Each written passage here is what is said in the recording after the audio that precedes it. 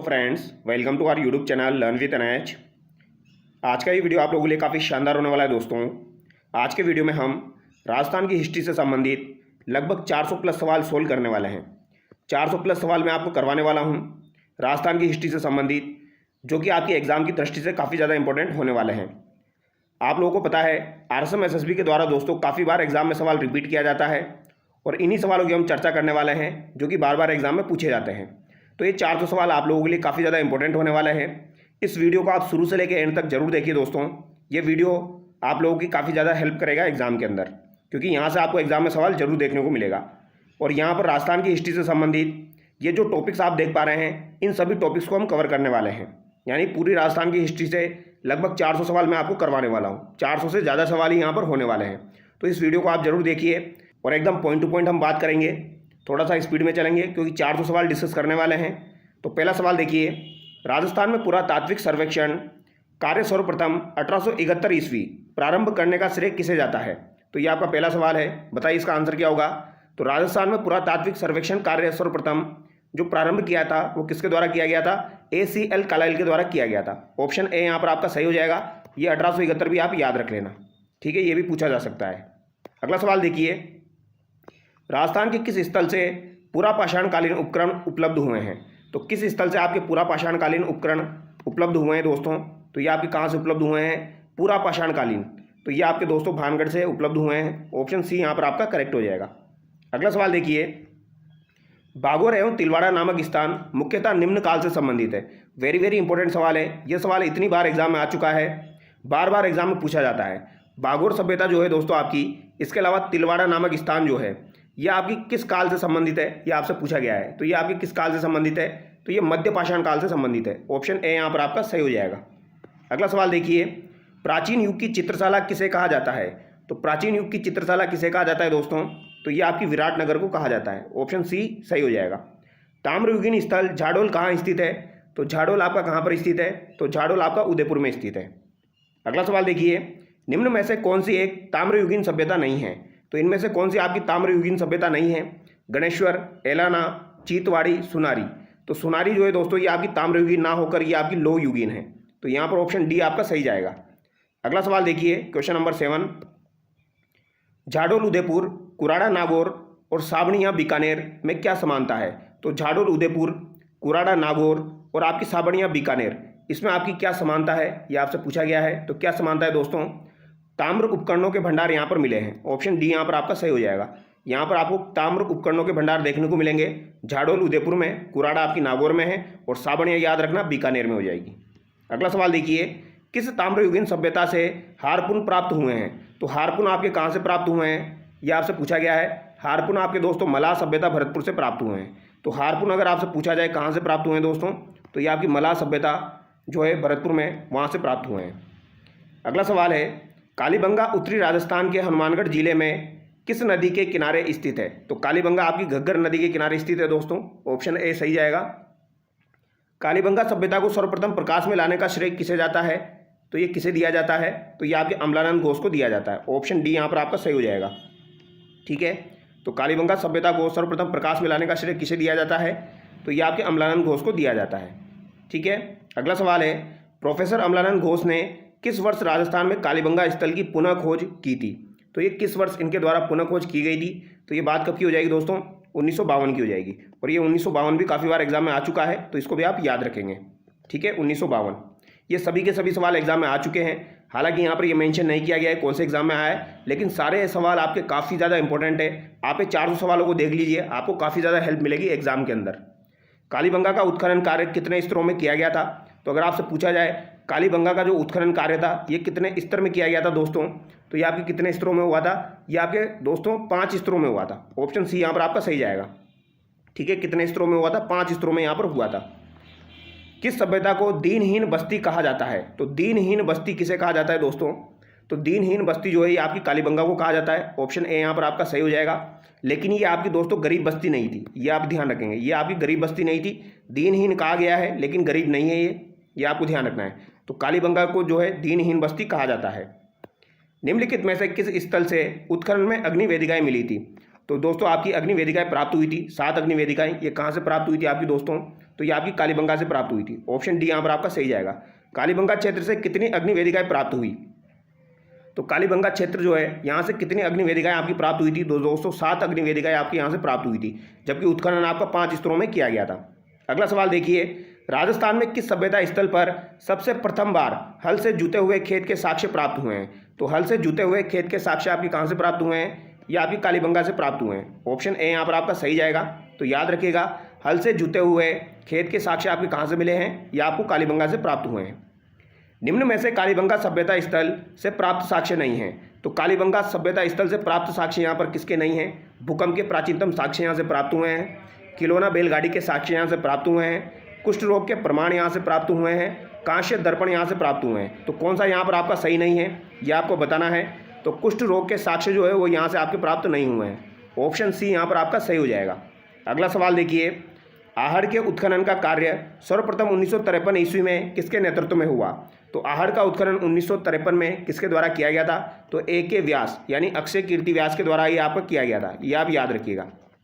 ठीक है, तो आहड़ के उत्खनन का कार्य सर्वप्रथम 1953 में किसके द्वारा किया गया? अक्षय कीर्ति व्यास के द्वारा किया गया। निम्न में से कौन सा प्राचीन स्थल उत्खननकर्ता सुमेलित नहीं है? तो कौन सा यहाँ पर आपका सुमेलित नहीं है? बेराट दयाराम साहनी दिया गया है, आहड़ आपका एसपी जैन है, कालीबंगा ए घोष है, बागोर आपका वीएन मिश्रा है। तो यहाँ पर कौन सा आपका सुमेलित नहीं है दोस्तों? तो आहड़ का जो एसपी जैन दिया गया है ये गलत सुमेलित है आपका। बेराट दयाराम साहनी बिल्कुल सही है, कालीबंगा अमलानंद घोष सही है, बागोर में आपके वीएन मिश्रा के द्वारा किया गया था, तो ये भी आपको बिल्कुल सही हो जाएगा। ठीक है, अगला सवाल देखिए, राजस्थान की किस सभ्यता को ताम्रवती नगरी के रूप में भी जाना जाता है? तो ताम्रवती नगरी के रूप में किसे जाना जाता है दोस्तों? तो यह आहड़ सभ्यता को जाना जाता है। धूलकोट आपकी कहाँ पर स्थित है? तो धूलकोट आपकी कहाँ पर स्थित है? आहड़ में स्थित है। आहड़ को आपके धूलकोट के नाम से जाना जाता है। आहड़ सभ्यता किस अन्य नाम से भी जानी जाती है? तो आहड़ सभ्यता को आघाटपुर के नाम से भी जाना जाता है। अगला सवाल है, निम्न में से किस संस्कृति को बनास संस्कृति भी कहा जाता है? तो बनास संस्कृति किसे कहा जाता है? तो ये आहड़ संस्कृति को आपके बनास संस्कृति के नाम से भी जाना जाता है। आहड़ सभ्यता स्थल के उत्खनन के किस स्तर से तांबे की कुल्हाड़ी प्राप्त हुई है? तो तांबे की कुल्हाड़ी आपकी किस स्तर से प्राप्त हुई है आहड़ सभ्यता के? इंपॉर्टेंट सवाल है, पूछा जा सकता है, याद रखना है। आहड़ सभ्यता स्थल के उत्खनन से दोस्तों आपके किस स्तर से तांबे की कुल्हाड़ी प्राप्त हुई है? तो ये आपके चौथे स्तर से तांबे की कुल्हाड़ी प्राप्त हुई है। ठीक है, चौथे स्तर से तांबे की कुल्हाड़ी आपकी प्राप्त हुई है। अनाज रखने के बड़े मर्दभांड जिन्हें गोरे बंगोट कहा जाता है किस प्राचीन सभ्यता से प्राप्त हुए हैं? तो जिन्हें गोरे बंगोट कहा जाता है ये किस प्राचीन सभ्यता से प्राप्त हुए हैं? अनाज रखने के मर्दभांड दोस्तों, तो ये भी आपके आहड़ सभ्यता से ही प्राप्त हुए हैं। ऑप्शन डी यहाँ पर आपका सही हो जाएगा। मोस्ट इंपोर्टेंट सवाल है सारे के सारे आपके। कौन सी वस्तु आहड़ सभ्यता के स्थलों से संबंधित नहीं है? चावल, तांबे की वस्तु, कृष्ण लोहित मर्दभांड, चित्रित दूसर मर्दभांड। तो यहाँ पर कौन सा आपका संबंधित नहीं है ये आपको बताना है। चावल आहड़ सभ्यता से संबंधित थे, तांबे की वस्तुएं तो संबंधित है ही सही, कृष्ण लोहित मर्दभांड भी संबंधित है दोस्तों, लेकिन चित्रित दूसर मर्दभांड जो है ये यहाँ पर संबंधित नहीं है। ऑप्शन डी यहाँ पर आपका गलत हो जाएगा। अगला सवाल देखिए, निम्न में से आहड़ सभ्यता स्थल से प्राप्त अवशेष नहीं है। तो आहड़ सभ्यता स्थल से कौन सा अवशेष प्राप्त नहीं हुआ है? बनासियन बुल, आभूषण सहित समाधान, टोटीदार घड़े, चक्रकूप पद्धति के शोकता गर्त। तो यहाँ से दोस्तों आपके टोटीदार घड़े प्राप्त नहीं हुए हैं। ठीक है, बनासियन बुल आपका यहाँ से प्राप्त हुआ है, आभूषण सहित समाधान ये आपके सेट के एग्जाम में पूछा गया था। ठीक है, इसके अलावा चक्रकूप पद्धति के शोकता गर्त जो है वो भी यहाँ से आपके प्राप्त हुए हैं। ठीक है, तो ये आप याद रखिएगा। आभूषण सहित समाधान के साक्ष्य आपके कहाँ से मिले हैं? आहड़ सभ्यता से प्राप्त हुए हैं। गिलुंड सभ्यता और भगवानपुरा किस सभ्यता से संबंधित है? तो गिलुंड और भगवानपुरा जो है यह आपकी किस सभ्यता से संबंधित है?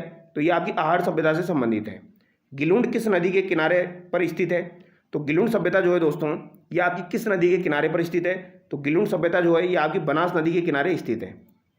ठीक है, अगला सवाल देखिए, निम्नलिखित में से कौन सा पुरातात्विक स्थल उत्खननकर्ता सुमेलित नहीं है? आहड़ सभ्यता HD Sankalia, Bagor VN Mishra, बेराट D R Sahni, Oceania केएनपुरी।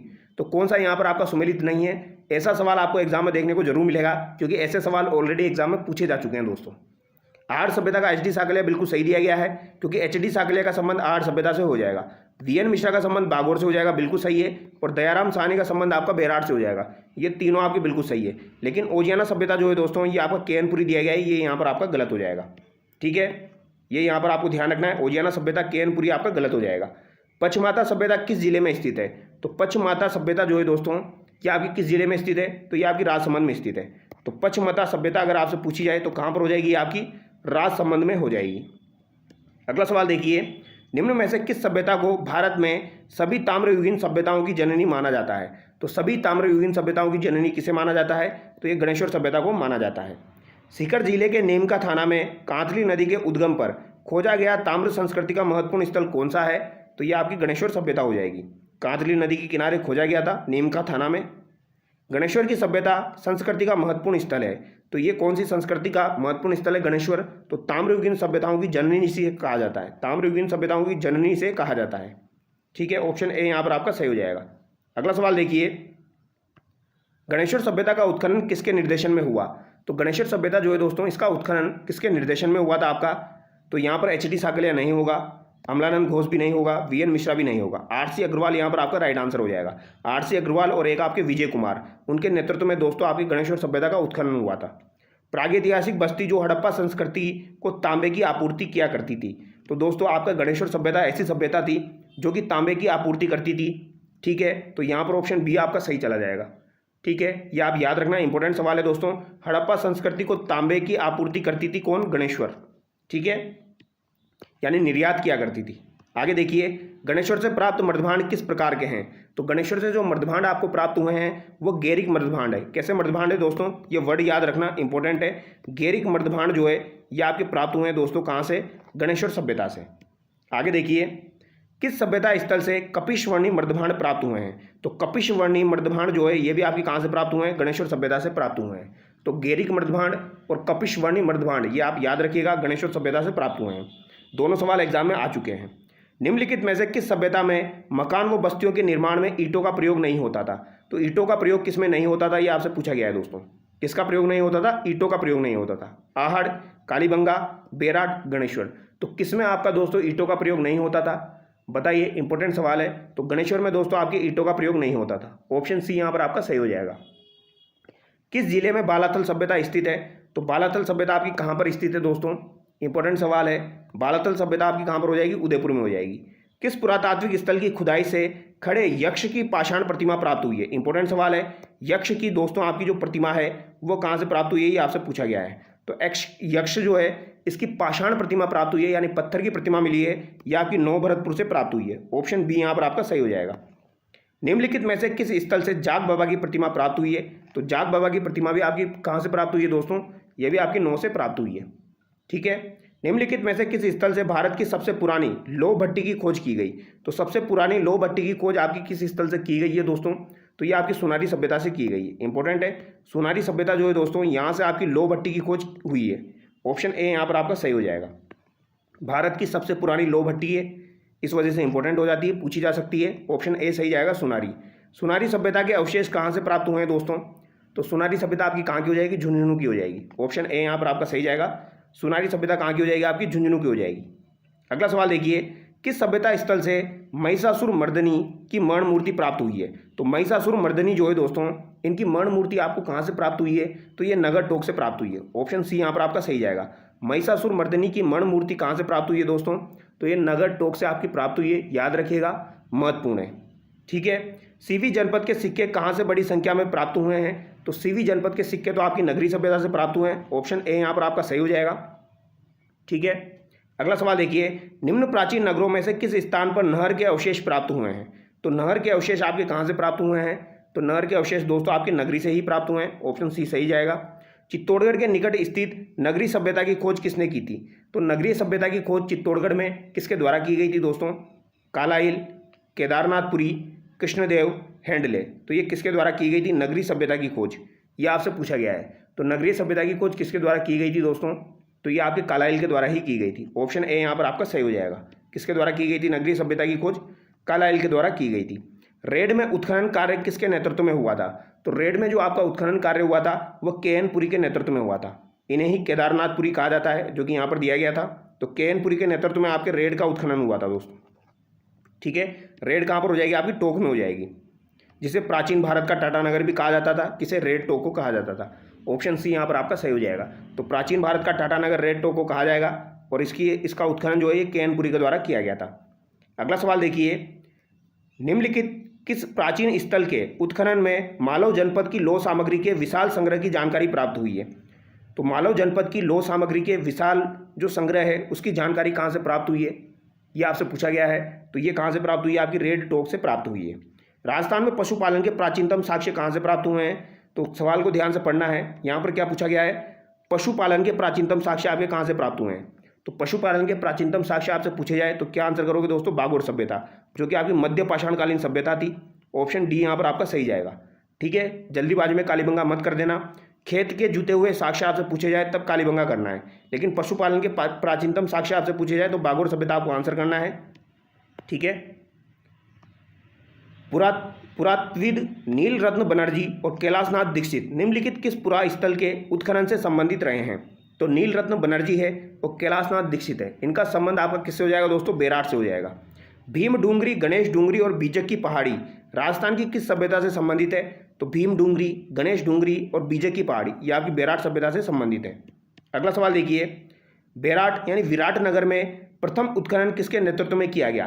तो प्रथम उत्खनन जो है ये किसके नेतृत्व में किया गया था? तो दयाराम साहनी, आप याद रखिएगा, इंपॉर्टेंट है। दयाराम साहनी के नेतृत्व में ये आपका किया गया था। ठीक है, बेराट विराट नगर से दोस्तों आपका अशोक का भाबरू शिलालेख भी प्राप्त हुआ था। कैप्टन बर्ड ने इसकी खोज की थी, भाबरू शिलालेख की। ये भी आप याद रखिएगा। तो ये महत्वपूर्ण सवाल थे जो कि हमने डिस्कस किए हैं। बागोर सभ्यता जो है दोस्तों ये आपकी कहाँ पर है? तो बागोर सभ्यता कहाँ पर हो जाएगी? आपकी भीलवाड़ा में हो जाएगी। ये भी आप याद रखिएगा, कोठारी नदी के किनारे आपकी हो जाएगी। ठीक है, ये भी एग्जाम में पूछी जाती है। अब आगे देखते हैं दोस्तों, अगला सवाल देखिए, पृथ्वीराज रासो के अनुसार राजपूतों की उत्पत्ति हुई है। तो राजपूतों की उत्पत्ति पृथ्वीराज रासो के अनुसार किससे हुई है? तो ये अग्निकुंड से हुई है। निम्नलिखित में से किस राजवंश ने अपना उद्गम मितिकीय अग्निकुंड से नहीं जोड़ा है? तो किसने नहीं जोड़ा है दोस्तों? तो चौहान भी थे, आपके परमार भी थे, इसके अलावा यहाँ पर और कौन कौन थे दोस्तों? सोलंकी भी आपके हो जाएंगे, चंदेल यहाँ पर नहीं थे। ऑप्शन सी यहाँ पर आपका करेक्ट हो जाएगा। ठीक है, अगला सवाल देखिए, निम्न में से कौन से वंश की उत्पत्ति अग्निकुंड से नहीं हुई है? तो अग्निकुंड से किसकी उत्पत्ति नहीं हुई है? चौहान की हुई है, चालुक्य की हुई है, परमार की हुई है। सिसोदिया की यहाँ पर उत्पत्ति नहीं हुई है। ऑप्शन ए यहाँ पर आपका सही जाएगा, क्योंकि सिसोदिया वंश की स्थापना जो है दोस्तों राणा हमीर के द्वारा काफ़ी बाद में की गई थी। ठीक है, राजपूतों को हूणों की संतान किसने कहा है? तो राजपूतों को हूणों की संतान किसने कहा है दोस्तों? तो हूणों की संतान वी ए स्मिथ के द्वारा कहा गया है। ऑप्शन बी यहाँ पर आपका सही जाएगा। निम्न में से किस इतिहासकार ने राजपूतों को शक अथवा सीतियन जाति के वंशज बताया है? तो शक और सीतियन जाति के वंशज किसने बताया दोस्तों? तो ये आपके जेम्स टोड ने कहा है। तो याद रखिएगा, हूणों की संतान तो वी ए स्मिथ ने कहा है, लेकिन शक और सीतियन आपसे पूछा जाए तो क्या आंसर करेंगे भैया? जेम्स टोड आपको आंसर करना है। ठीक है, अगला सवाल देखिए, चौहान राजवंश के संस्थापक आदि पुरुष कौन है? तो ये कौन हो जाएंगे आपके दोस्तों? तो ये कौन हो जाएंगे दोस्तों? वासुदेव आपके हो जाएंगे। ऑप्शन डी यहाँ पर आपका सही जाएगा। वासुदेव जो होते दोस्तों इनके द्वारा ही आपके चौहान राजवंश की स्थापना की गई थी। बिजोली अभिलेख में किस वंश के इतिहास की जानकारी का महत्वपूर्ण साधन है? तो यहाँ पर किसके इतिहास की जानकारी प्राप्त हुई है? आपके बिजोली अभिलेख से। तो यहाँ पर चौहानों की जानकारी प्राप्त हुई है दोस्तों। ऑप्शन सी यहाँ पर आपका करेक्ट होगा। अजमेर के चौहानों को किस नाम से भी जाना जाता है? तो अजमेर के जो चौहान हैं इनको किस नाम से भी जाना जाता है दोस्तों? तो इन्हें इस्पादलक्ष के चौहान भी कहा जाता है। तो ये आप याद रखिएगा दोस्तों, इस्पादलक्ष जो है इसके चौहान भी इन्हें कहा जाता है। ऑप्शन सी यहाँ पर आपका सही जाएगा। चौहान शासकों की प्रारंभिक राजधानी कौन सी थी? तो चौहान शासकों की प्रारंभिक राजधानी आपकी कौन सी हो जाएगी दोस्तों? तो ये आपकी अहि छत्रपुर नागौर हो जाएगी। कौन सी हो जाएगी? अहि छत्रपुर नागौर आपकी हो जाएगी। ये आपको याद रखना है। ठीक है, अगला सवाल देखिए, पृथ्वीराज विजय नामक ग्रंथ में किसे वेरीघट्ट की उपाधि दी गई है? तो पृथ्वीराज विजय जो नामक ग्रंथ है दोस्तों ये किसके द्वारा लिखा गया है? तो ये आपके दोस्तों जैनक के द्वारा लिखा गया है। और इसमें वेरीघट्ट की जो उपाधि दी गई है ये किसे दी गई है? ये आपसे पूछा गया है। तो ये किसे दी गई है? गोविंद राज तृतीय को दी गई है। तो गोविंद तृतीय जो होते दोस्तों आपके, इनको दोस्तों आपके वेरीघट्ट की उपाधि दी गई है। ये सवाल दोस्तों काफ़ी बार एग्जाम में आ चुका है, तो याद रखिएगा। किस चौहान शासक के काल में प्रचलित सिक्कों पर रानी सोमलवती का उल्लेख मिलता है? तो रानी सोमलवती जो है दोस्तों इनका उल्लेख किसके द्वारा किया गया था? तो अजयराज की पत्नी थी आपकी रानी सोमलवती। तो अजयराज की पत्नी का उल्लेख जो था यानी सोमलवती, इनका उल्लेख आपको किस में मिलता है? सिक्कों में भी मिलता है। ठीक है, अगला सवाल देखिए, अजमेर का पहला चौहान शासक जिसने अपने नाम पर सिक्के जारी किए थे वो कौन था? तो ये कौन हो जाएगा आपका दोस्तों? अजयराज हो जाएगा। ऑप्शन ए यहाँ पर सही जाएगा। अजमेर के तारागढ़ दुर्ग का निर्माण किसने करवाया था? तो अजमेर के तारागढ़ दुर्ग का निर्माण भी दोस्तों अजयराज के द्वारा ही करवाया गया था। ठीक है, इसका नाम पहले अजमेरू दुर्ग था, बाद में इसका नाम दोस्तों तारागढ़ दुर्ग रखा गया था। तो अजयराज यहाँ पर आपका करेक्ट होगा। ठीक है, पृथ्वीराज ने अपनी पत्नी तारा के नाम पर इसका नाम तारागढ़ दुर्ग रख दिया था। पुष्कर के वरा मंदिर का निर्माण किस शासक ने करवाया था? तो पुष्कर में जो आपका वरा मंदिर स्थित है, इसका निर्माण किस शासक ने करवाया था? अर्णोराज के द्वारा करवाया गया था। अगला सवाल देखिए, दशरथ शर्मा ने किस चौहान शासक के काल को चौहानों का स्वर्णकाल माना है? तो दशरथ शर्मा ने किसके काल को चौहानों का स्वर्णकाल माना है? सिंपल सा सवाल है। विग्रहराज चतुर्थ जो थे दोस्तों आपके, विग्रहराज चतुर्थ के काल को चौहानों का स्वर्णकाल माना है दशरथ शर्मा ने। अगला सवाल देखिए, ललित विग्रहराज के रचयिता सोमदेव किस चौहान शासक के दरबार में था? तो सोमदेव जो थे दोस्तों ये किस शासक के दरबार में थे? ललित विग्रहराज के रचयिता। तो ललित विग्रहराज किसके द्वारा लिखी गई है? सोमदेव के द्वारा लिखी गई है। ये किसके दरबार में थे? तो विग्रहराज चतुर्थ बीसल देव के दरबार में थे। इन्हें बीसल देव के नाम से भी जाना जाता है। ठीक है, नाटक जो था आपका ललित विग्रहराज की रचना की गई। तो ललित विग्रहराज की रचना किसके द्वारा की गई दोस्तों? तो ये आपके सोमदेव के द्वारा की गई थी, यानी सोमेंद्र द्वारा की गई थी। ऑप्शन सी यहाँ पर आपका सही हो जाएगा। विग्रहराज चतुर्थ की साहित्यिक रचना हरिकेली जो थी दोस्तों, ये क्या है? हरिकेली क्या है? भजन संग्रह है, कविता है, धार्मिक ग्रंथ है या नाटक है? तो ये आपका क्या हो जाएगा? तो हरिकेली जो है ये किसके द्वारा रचित है? ये तो आपका विग्रहराज चतुर्थ के द्वारा रचित है, लेकिन ललित विग्रहराज सोमदेव के द्वारा रचित है। तो दोनों बातें अलग अलग है, याद रखिएगा। ठीक है, हरिकेली जो थे ये तो विग्रहराज चतुर्थ की रचना है, नाटक है ये। अगला सवाल देखिए, चौहान शासक जो कवि बांधव या कटिबंधु के रूप में भी जाना जाता है, तो कटिबंधु के रूप में भी जिसे जाना जाता है वो कौन हो जाएगा? आपका विग्रहराज चतुर्थ हो जाएगा। निम्नलिखित चौहान शासकों में किस शासक को बीसल देव के नाम से भी जाना जाता है? तो विग्रहराज चतुर्थ को जाना जाता है। और इन्हें दोस्तों कवि बांधव के नाम से, कटिबंधु के नाम से भी जाना जाता है। ये भी आप याद रखिएगा, मोस्ट इंपोर्टेंट सवाल है। आगे देखिए, किस चौहान शासक के द्वारा अजमेर में जो संस्कृत पाठशाला बनवाई थी उसे तोड़कर ऐबक ने 2.5 दिन का झोपड़ा बनवाया? तो कुतुबुद्दीन ऐबक जो था दोस्तों, उसके द्वारा संस्कृत पाठशाला को तुड़वाकर 2.5 दिन का झोपड़ा बनवाया गया था। ये संस्कृत पाठशाला किसके द्वारा बनवाई गई थी ये आपसे पूछा गया है। तो ये किसने बनवाई थी? विग्रहराज चतुर्थ ने आपकी बनवाई थी। निम्नलिखित में से किस शासक के राज्यकाल के दौरान दिल्ली शिवालिक स्तंभ अभिलेख उत्कीर्ण कराया गया? तो दिल्ली शिवालिक स्तंभ अभिलेख उत्कीर्ण करवाया गया आपका दोस्तों, तो ये आपके विग्रहराज चतुर्थ के काल में उत्कीर्ण करवाया गया था। ऑप्शन डी यहाँ पर आपका सही हो जाएगा। मोस्ट इंपोर्टेंट सवाल है। तो अगर आपसे पूछा जाए किस शासक के राज्यकाल के दौरान दिल्ली शिवालिक स्तंभ, ये आपको याद रखना है, दिल्ली शिवालिक स्तंभ अभिलेख उत्कीर्ण करवाया गया था, तो विग्रहराज चतुर्थ के काल में ये आपका करवाया गया था। अगला सवाल देखिए, विख्यात स्मारक 2.5 दिन का झोपड़ा या तत्कालीन संस्कृत महाविद्यालय का निर्माण किसके द्वारा किया गया? तो 2.5 दिन का झोपड़ा या तत्कालीन संस्कृत महाविद्यालय का निर्माण ये किसके द्वारा किया गया, ये आपसे पूछा गया है दोस्तों। तो ये भी आपके विग्रहराज चतुर्थ के द्वारा किया गया था। उस स्मारक का नाम बताइए जिसे 1198 ईस्वी में सुल्तान गोरी ने एक मस्जिद में परिवर्तित करवाया गया। तो एक मस्जिद में परिवर्तित करवा दिया था सुल्तान गोरी ने दोस्तों 1198 में। तो इसका नाम आपको बताना है, बताइए इसका नाम क्या हो जाएगा? तो 2.5 दिन का झोपड़ा आपका हो जाएगा। ऑप्शन बी यहाँ पर आपका सही हो जाएगा। अगला सवाल देखिए, कर्पूरवी देवी किस राजपूत शासक की माता थी? तो कर्पूरवी देवी किनकी माता हो जाएगी दोस्तों? तो ये पृथ्वीराज चौहान तृतीय जो थे इनकी माता हो जाएगी आपकी कर्पूरवी देवी। ये आपको याद रखना है। ठीक है, अगला सवाल देखिए, पृथ्वीराज चौहान तृतीय का समकालीन चंदेल शासक कौन था? तो पृथ्वीराज चौहान तृतीय जो थे उनके समकालीन चंदेल शासक आपके कौन हो जाएंगे? तो ये आपके दोस्तों परमादी देव हो जाएंगे। ऑप्शन ए यहाँ पर आपका सही हो जाएगा। कर्पूरवी देवी जो थी दोस्तों ये आपके पृथ्वीराज चौहान तृतीय की माता थी। जब ये आपके दोस्तों 11 वर्ष की उम्र में राजा बने थे तो इनकी संरक्षिका कौन बनी थी? तो इनकी माता कर्पूरवी देवी ही बनी थी। ये आप याद रखिएगा। ठीक है, 1166 में इनका जन्म हुआ था, 1177 में ये राजा बने थे। ठीक है, और 1192 में दोस्तों ये आपके जो है इनकी मृत्यु हो गई थी। ये आप याद रखिएगा।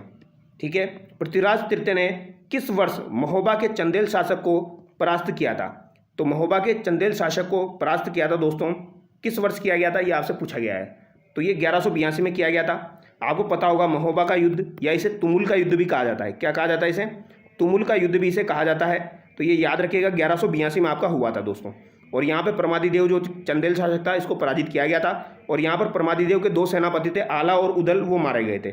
वीर सेनापति थे, इसलिए पूछे जाते हैं एग्जाम में। पृथ्वीराज चौहान की विजय नीति को बढ़ते क्रम में लगाते हुए सही उत्तर बताइए। तो ऐसा सवाल बन सकता है आपका दोस्तों। सबसे पहले आपके भंडानक आ जाएंगे, फिर आपके चंदेल आ जाएंगे, फिर आपके चालुक्य है, फिर आपके गढ़वाल है। ऑप्शन बी यहाँ पर आपका सही जाएगा। भंडानक है, चंदेल, चालुक्य है, फिर आपके गढ़वाल है। ऑप्शन बी यहाँ पर आपका सही जाएगा। पृथ्वीराज तृतीय और मोहम्मद गोरी के मध्य कितने युद्ध लड़े गए? तो पृथ्वीराज तृतीय और मोहम्मद गोरी के मध्य कितने युद्ध आपके लड़े गए थे दोस्तों? तो यहाँ पर 2 युद्ध आपके लड़े गए थे, 1191 में और 1192 में। तराइन का द्वितीय युद्ध लड़ा गया था। तो द्वितीय युद्ध आपका मोहम्मद गौरी और पृथ्वीराज चौहान के मध्य लड़ा गया था। पहले में आपके पृथ्वीराज चौहान की विजय हुई थी और दूसरे में आपके पृथ्वीराज चौहान की हार हुई थी। आगे देखिए, सूफी संत ख्वाजा मोइनुद्दीन चिश्ती किसके शासनकाल में राजस्थान आए? तो सूफी संत ख्वाजा मोइनुद्दीन चिश्ती जो थे दोस्तों, ये किसके शासनकाल में आपके राजस्थान आए थे? तो पृथ्वीराज चौहान तृतीय के शासनकाल में ये आपके राजस्थान आए थे। पृथ्वीराज विजय के लेखक कौन हो जाएंगे? तो जयानक आपके पृथ्वीराज विजय के लेखक हो जाएंगे। किस शासक ने दल पुंगल की उपाधि धारण की? तो दल पुंगल की उपाधि किसे दी जाती है दोस्तों? इंपॉर्टेंट सवाल है। दल पुंगल की उपाधि आपके पृथ्वीराज चौहान तृतीय को ही दी जाती है। चौहानों की रणथंभौर शाखा का प्रवर्तक कौन था? तो चौहानों की रणथंभौर शाखा जो है दोस्तों, इसका प्रवर्तक कौन हो जाएगा? तो पृथ्वीराज चौहान तृतीय का पुत्र आपका गोविंदराज हो जाएगा। और इसकी स्थापना कब की गई थी? 1194 में आपकी की गई थी। ठीक है, अगला सवाल देखिए, रणथंभौर के किस चौहान नरेश के सेनापति ने झाइन के निकट जलालुद्दीन खिलजी को हराया था? तो झाइन के निकट जलालुद्दीन खिलजी को किसने हराया था? ये आपसे पूछा गया है, महत्वपूर्ण सवाल है, बन सकता है दोस्तों। ठीक है, तो ये किसने हराया था? हमीर के द्वारा हराया गया था। रणथंभौर पर जलालुद्दीन खिलजी ने आक्रमण कब किया था? तो यहाँ पर जलालुद्दीन खिलजी का पूछा गया है, ना कि अलाउद्दीन खिलजी का। तो सवाल को ध्यान से पढ़ना है। जलालुद्दीन खिलजी ने दोस्तों रणथंभौर पर आक्रमण 1291 ईस्वी में किया था। कब किया था? 1291 ईस्वी में किया था। अगला सवाल देखिए, अलाउद्दीन खिलजी की सेना द्वारा रणथंभौर के किले की घेराबंदी के समय उसका कौन सा सेनापति राव हमीर देव के सैनिकों द्वारा मारा गया? तो राव हमीर देव के सैनिकों द्वारा मारा गया था अलाउद्दीन खिलजी का सेनापति, वो कौन था दोस्तों? आपका इंपॉर्टेंट सवाल है, बार बार पूछा जाता है। नुसरत खां आपका हो जाएगा। ऑप्शन डी यहाँ पर आपका सही हो जाएगा। 1299 ईस्वी में रणथंभौर पर अलाउद्दीन खिलजी के आक्रमण का सामना हमीर देव के किन दो सेना नायकों ने किया था? तो हमीर देव के किन दो सेना नायकों के द्वारा दोस्तों आपके 1299 ईस्वी में सामना किया गया था अलाउद्दीन खिलजी के आक्रमण का? तो ये कौन से आपके दो सेनापति थे, ये आपसे पूछे गए हैं। तो एक तो आपका भीम सिंह हो जाएगा और एक आपका धर्म सिंह हो जाएगा। हमीर के किन दो मंत्रियों की गद्दारी से रणथंभौर का पतन त्वरित हुआ? तो कौन से दो मंत्री थे जिन्होंने गद्दारी की थी दोस्तों? तो ये आपके रणमल और रतिपाल थे। कौन थे? रणमल और रतिपाल। इनकी गद्दारी की वजह से दोस्तों यहाँ पर राणा हमीर की हार हुई थी। किस ग्रंथ में हमीर चौहान व अलाउद्दीन खिलजी के मध्य हुए युद्ध का सजीव वर्णन मिलता है? तो हमीर चौहान और अलाउद्दीन खिलजी के मध्य जो युद्ध हुआ था उसका सजीव वर्णन आपको किस में देखने को मिलेगा? तो एक खजाइन उल फतू में आपको देखने को मिलेगा। सवाल को ध्यान से पढ़ना है, फिर से बोल रहा हूँ। यहाँ पर पूछा गया है हमीर चौहान और अलाउद्दीन खिलजी, इन दोनों के मध्य जो युद्ध हुआ था उसका वर्णन तो आपको किस में मिलता है? खजाइन उल फतू में मिलता है। ठीक है, एक और किताब है जिसमें आपका हमीर चौहान और जलालुद्दीन खिलजी के मध्य जो आक्रमण हुआ था उसका वर्णन मिलता है। तो ये आपकी कौन सी? अलाउद्दीन खिलजी वाली है, खजाइन उल फतू। आगे देखिए, जालोर के चौहान वंश का संस्थापक कौन था? तो जालोर के चौहान वंश का संस्थापक आपका कौन हो जाएगा दोस्तों? कीर्तिपाल आपका हो जाएगा। प्राचीन शिलालेखों में जालोर को किस नाम से जाना जाता था? तो जालोर को प्राचीन शिलालेखों में दोस्तों जाबालीपुर के नाम से जाना जाता था। किसके नाम से? जाबालीपुर के नाम से जाना जाता था। बाद में अलाउद्दीन खिलजी के द्वारा इसका नाम जलालाबाद किया गया था और चित्तौड़गढ़ दुर्ग जो था उसका नाम खिजराबाद किया गया था। अगला सवाल देखिए, अलाउद्दीन खिलजी ने सिवाना को जीतकर उसका क्या नाम रखा? तो अलाउद्दीन खिलजी ने जब सिवाना को जीत लिया था दोस्तों तो इसका नाम रखा गया था खैराबाद। अलाउद्दीन खिलजी की निम्नांकित विजयों का काल क्रमानुसार व्यवस्थित कीजिए। तो इनको काल क्रमानुसार व्यवस्थित करना है। सबसे पहले रणथंभौर पर आक्रमण हुआ था 1301 में, फिर आपका 1303 में चित्तौड़ पर आक्रमण हुआ, 1308 में दोस्तों आपका सिवाना पर आक्रमण हुआ और 1311 में आपका जालोर पर आक्रमण हुआ। तो यहाँ पर A, C, D, B आपका करेक्ट होगा। A, C, D, B आपका ऑप्शन ए में दिया गया है। आगे देखिए, सिरोही चौहान वंश का संस्थापक कौन था? तो सिरोही के चौहान वंश का संस्थापक आपका कौन हो जाएगा? यह आपसे पूछा गया है। तो राव लुम्बा जो था दोस्तों, ये सिरोही के चौहान वंश का संस्थापक था। सवाल को ध्यान से पढ़ना है। सिरोही के चौहान वंश का संस्थापक कौन हो जाएगा? आपका राव लुम्बा हो जाएगा। ठीक है, अगला सवाल देखिए, निम्न में से किस शासक ने सिरोही को राजधानी बनाया? अब सिरोही को राजधानी किसने बनाया था ये आपको बताना है। तो ये सहसमल ने सिरोही को राजधानी बनाया था। ऑप्शन सी यहाँ पर आपका करेक्ट होगा। दत्तानी का युद्ध कब लड़ा गया? तो दोस्तों राव सुल्तान और आपका अकबर के मध्य युद्ध हुआ था, दत्तानी का युद्ध। वेरी वेरी इंपॉर्टेंट है। ये आपका कब लड़ा गया था? तो ये आपके दिवेर के युद्ध के बाद लड़ा गया था 1583 में। कब लड़ा गया था दोस्तों? 1583 में लड़ा गया था। और यहाँ पर पृथ्वीराज, ये यहाँ पर महाराणा प्रताप का जो भाई था जगमाल, वो मारा गया था। ये भी आपको याद रखना है। बूंदी राज्य का संस्थापक कौन था? तो बूंदी राज्य का संस्थापक आपका कौन हो जाएगा? तो देवा हाड़ा हो जाएगा। तो बूंदी राज्य का संस्थापक देवा हाड़ा हो जाएगा। द्वारिकापुरी के रणछोड़ राय मंदिर का निर्माण किसने करवाया था? इंपॉर्टेंट सवाल है। द्वारिकापुरी का जो आपका रणछोड़ राय का मंदिर है, इसका निर्माण किसके द्वारा करवाया गया था? तो ये सुरजन हाड़ा के द्वारा करवाया गया था। वेरी वेरी इंपॉर्टेंट सवाल है दोस्तों। ठीक है, याद रखना है। बूंदी राज्य का संस्थापक तो देवा हाड़ा है और द्वारिकापुरी में रणछोड़ राय मंदिर का निर्माण किसने करवाया था? तो सुरजन हाड़ा के द्वारा करवाया गया था। रानी जी की बावड़ी का निर्माण किसने करवाया था? तो रानी जी की बावड़ी का निर्माण दोस्तों रानी नाथावती के द्वारा करवाया गया है। ठीक है, किसके द्वारा करवाया गया? रानी नाथावती के द्वारा करवाया गया। हुडा सम्मेलन में भाग लेने वाला बूंदी का शासक कौन था? तो बूंदी का कौन था दोस्तों, ये आपसे पूछा गया है। तो बूंदी का कौन हो जाएगा? दलेल सिंह आपका हो जाएगा। ठीक है, तो हुडा सम्मेलन जो हुआ था आपका ये 17 जुलाई आपका 1734 को हुआ था दोस्तों। ठीक है, यहाँ पर आपके दोस्तों जगत सिंह शामिल थे, सवाई जयसिंह शामिल थे, इसके अलावा दलेल सिंह हो जाएगा, एक आपका दुर्जन साल हो जाएगा, भक्त सिंह नागौर वाला यहाँ पर शामिल हुआ था। ठीक है, तो काफ़ी सारे शासक यहाँ पर आपके शामिल हुए थे हुडा सम्मेलन में। और हुडा सम्मेलन जो हुआ था इसमें बूंदी का शासक पूछा जाए तो दलेल सिंह हो जाएगा आपका। और यहाँ पर अध्यक्षता जो थी ये किसके द्वारा की गई थी? तो जगत सिंह द्वितीय जो कि आपके मेवाड़ के शासक थे उनके द्वारा यहाँ पर अध्यक्षता की गई थी। बूंदी के तारागढ़ दुर्ग में चित्रशाला का निर्माण किस शासक ने करवाया? तो चित्रशाला का निर्माण दोस्तों राव उमेद सिंह के द्वारा करवाया गया था। उम्मीद से यानी चित्र बड़े उम्मीद से बनाए जाते हैं, आपके चित्र बड़े उम्मीद से बनाए जाते हैं, इस तरीके से याद रखना है आपको। चित्रशाला का निर्माण किसने करवाया? राव उमेद सिंह ने करवाया। और शत्रुसाल ने किसका निर्माण करवाया था? तो रंग महल का निर्माण किसने करवाया था दोस्तों? या रंग महल रंगशाला का निर्माण आपका किसने करवाया? शत्रुसाल ने करवाया। आगे देखिए, कोटा का नाम किसके नाम पर रखा गया? तो कोटा का जो नाम था ये किसके नाम पर रखा गया था दोस्तों? तो भील शासक कोटिया के नाम पर रखा गया था। कोटा का नाम आपका भील शासक कोटिया के नाम पर रखा गया। अगला सवाल देखिए, 1857 की क्रांति के दौरान कोटा राज्य का शासक था। तो कोटा राज्य का शासक आपका कौन हो जाएगा 1857 की क्रांति के दौरान? तो राम सिंह द्वितीय हो जाएगा। काफ़ी बार एग्जाम में पूछा जाता है।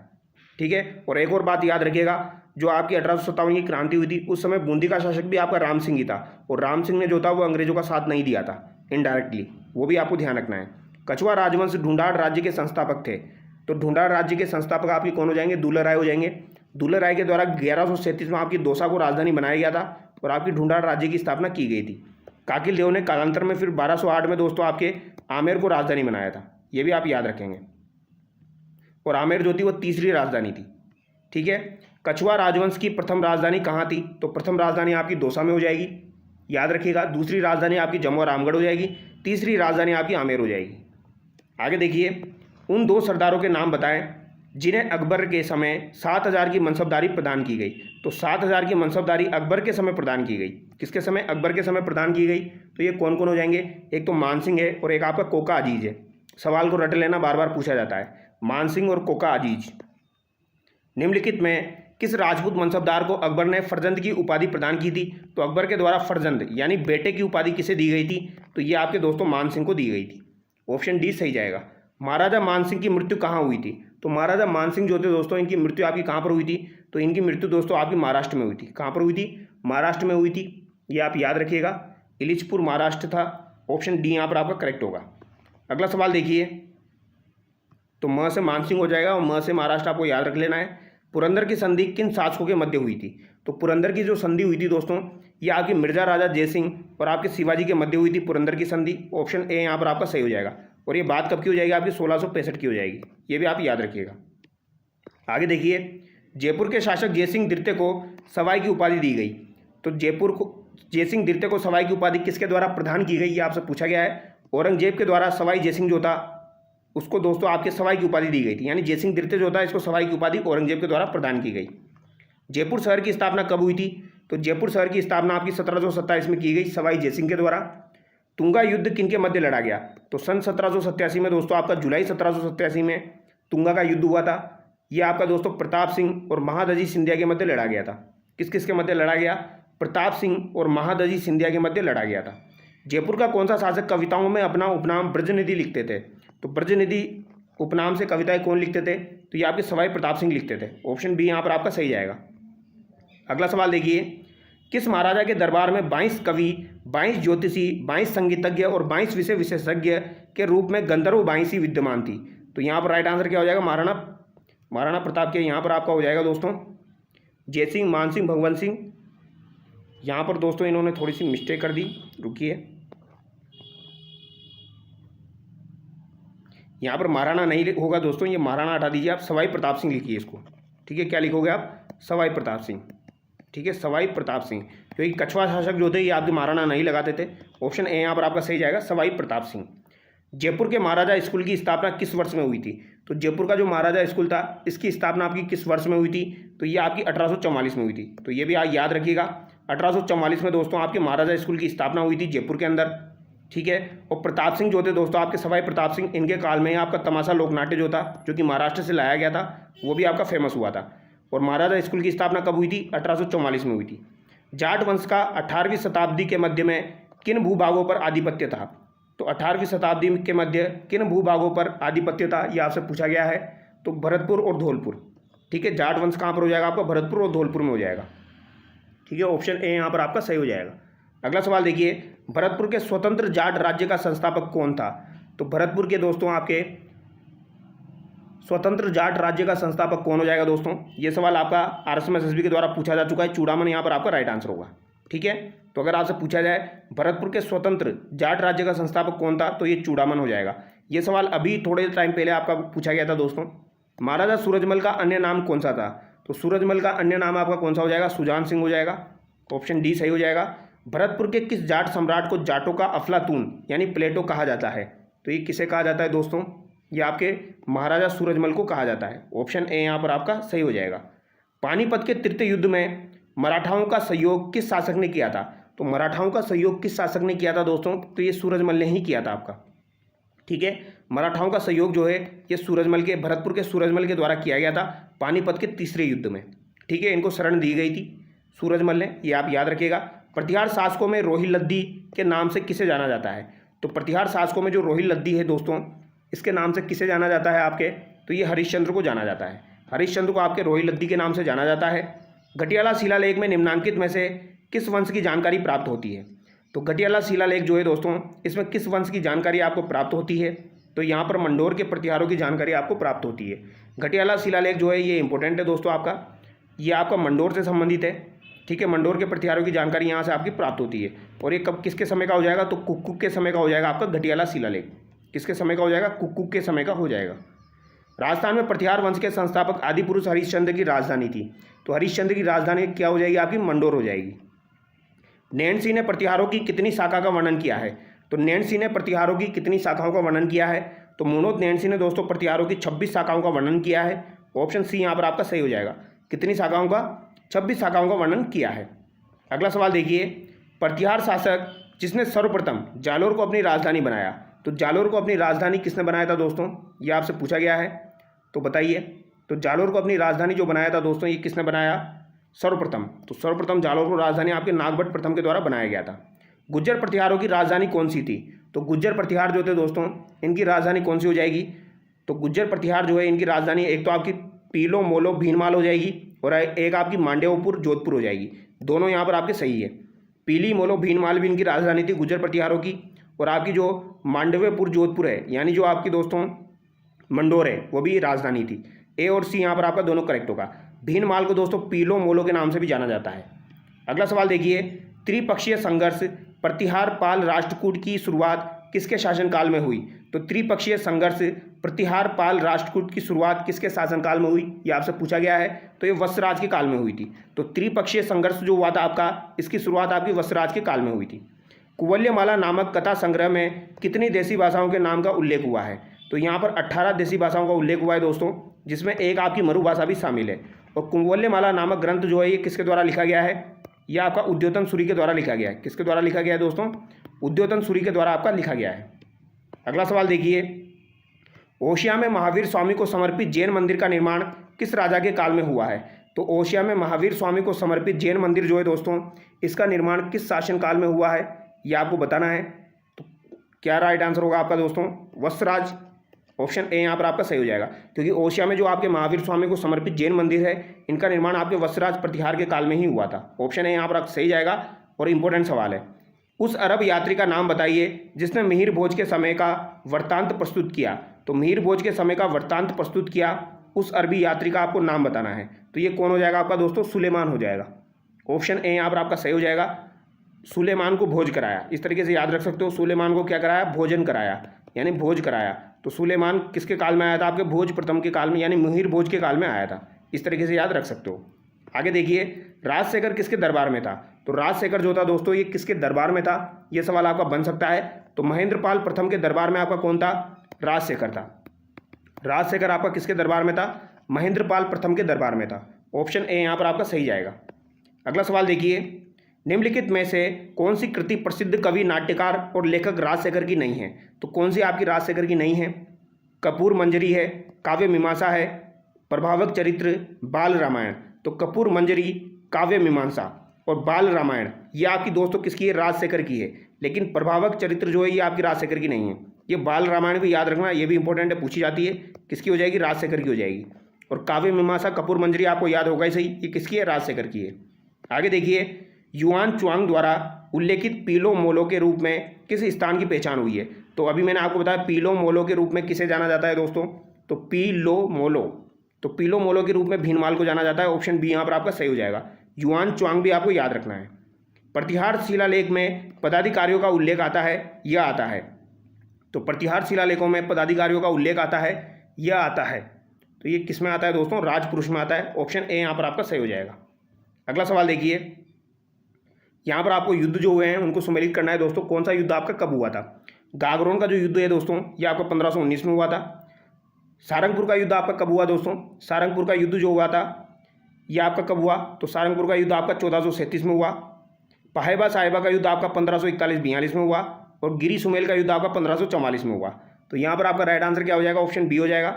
ए में आपका 1 है, बी में आपका 3 है, सी में आपका 2 हो जाएगा और डी में आपका 4 हो जाएगा।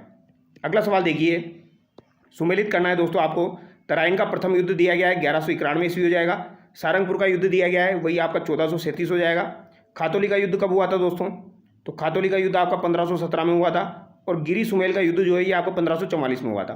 तो यहाँ पर अगर आप सुमेलित करोगे तो ऑप्शन बी आपका सही चला जाएगा। अगला सवाल देखिए, यहाँ पर भी आपको सुमेलित करना है। मारवाड़, मेवाड़, आमेर, बूंदी दिया गया है और यहाँ पर शासकों की सूची दी गई है।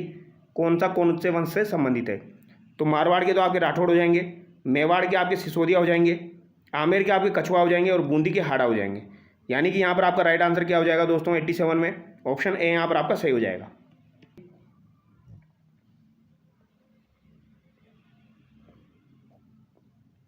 बप्पा रावल का मूल नाम क्या था? तो बप्पा रावल जो थे दोस्तों इनका मूल नाम आपका क्या हो जाएगा? ये आपसे पूछा गया है। तो इनका मूल नाम आपका हो जाएगा कालभोज। ऑप्शन सी करेक्ट होगा। गुहिल वंश का पहला शासक कौन था? तो गुहिल वंश का पहला शासक आपसे पूछा जाए तो कौन हो जाएगा? बप्पा रावल आपका हो जाएगा। आगे देखिए, गुहिल वंश में किसने कैलाशपुरी में एक लिंग जी यानी लकुलिश मंदिर का निर्माण करवाया था? तो ये भी किसने करवाया था? बप्पा रावल के द्वारा ही करवाया गया था। मेवाड़ के शासकों ने स्वयं को दीवान कहा है, तो किनका दीवान कहा है दोस्तों? मेवाड़ के शासकों ने स्वयं को एकलिंगनाथ जी का दीवान कहा है। किसका दीवान कहा है? एकलिंगनाथ जी का दीवान कहा है। 1227 ईस्वी का भूताला का युद्ध किन शासकों के मध्य हुआ था? तो 1227 में आपको पता है भूताला का युद्ध हुआ था। तो ये किस किस के मध्य हुआ था? तो ये जेत्र चित्र इत्र, किसे याद रखते हैं? जेत्र चित्र इत्र। तो जेत्र सिंह और आपके इल्तुतमिश के मध्य हुआ था। और दोस्तों आपके जो जेत्र सिंह थे इन्होंने किसको राजधानी बनाया था? चित्तौड़गढ़ को राजधानी बनाया था। तो चित्र से चित्तौड़गढ़, यहाँ पर जेत्र सिंह, यहाँ पर आपका इल्तुतमिश। ऑप्शन ए यहाँ पर आपका सही हो जाएगा। तो जेत्र चित्र इत्र से हम याद रखते हैं। तो भूताला का युद्ध आपका कब हुआ था? 1227 में हुआ था। जेत्र सिंह और इल्तुतमिश के मध्य हुआ था। ठीक है। आपने एक पुस्तक का नाम सुना होगा जिसका नाम है हमीर मद मर्दन, जो कि जयसिंह सूरी के द्वारा लिखी गई है। उसमें इसका वर्णन मिलता है दोस्तों भूताला के युद्ध का। श्रावक प्रतिक्रमण सूत्र चूर्णी नामक ग्रंथ का चित्रण किसके शासनकाल में हुआ है? तो श्रावक प्रतिक्रमण सूत्र चूर्णी जो है दोस्तों ये ग्रंथ आपके किसके शासनकाल में लिखा गया? तो तेज सिंह के शासनकाल में ये लिखा गया है। ऑप्शन बी यहाँ पर आपका सही जाएगा। अगला सवाल देखिए, चित्तौड़ का राणा रतन सिंह किस वंश का था? तो चित्तौड़ का राणा रतन सिंह जो था ये गुहिल वंश का आपका हो जाएगा। चित्तौड़ का पहला साका कब हुआ? तो चित्तौड़ का पहला साका आपका कब हुआ था दोस्तों? तो ये आपका 26 अगस्त 1303, 26 जनवरी 1303, सभी ऑप्शन में आपका 1303 दिया गया है। अब बताइए कब हुआ था? इंपॉर्टेंट सवाल है, ऐसा सवाल भी देखने को मिल सकता है। तो 26 अगस्त 1303 यहाँ पर आपका बिल्कुल सही हो जाएगा। क्या सही हो जाएगा दोस्तों? 26 अगस्त 1303 यहाँ पर आपका बिल्कुल सही हो जाएगा। ठीक है, 26 अगस्त 1303 ऑप्शन ए यहाँ पर आपका सही जाएगा। अगला सवाल देखिए, 1303 में चित्तौड़गढ़ विजय के बाद अलाउद्दीन खिलजी ने चित्तौड़ का नया नाम क्या रखा था? तो खिजराबाद यहाँ पर नाम रखा था और अपने बेटे खिजर खां को दोस्तों किला सौंप दिया था। ये भी आपको याद रखना है। मेवाड़ के मुक्तिदाता किसे कहा जाता है?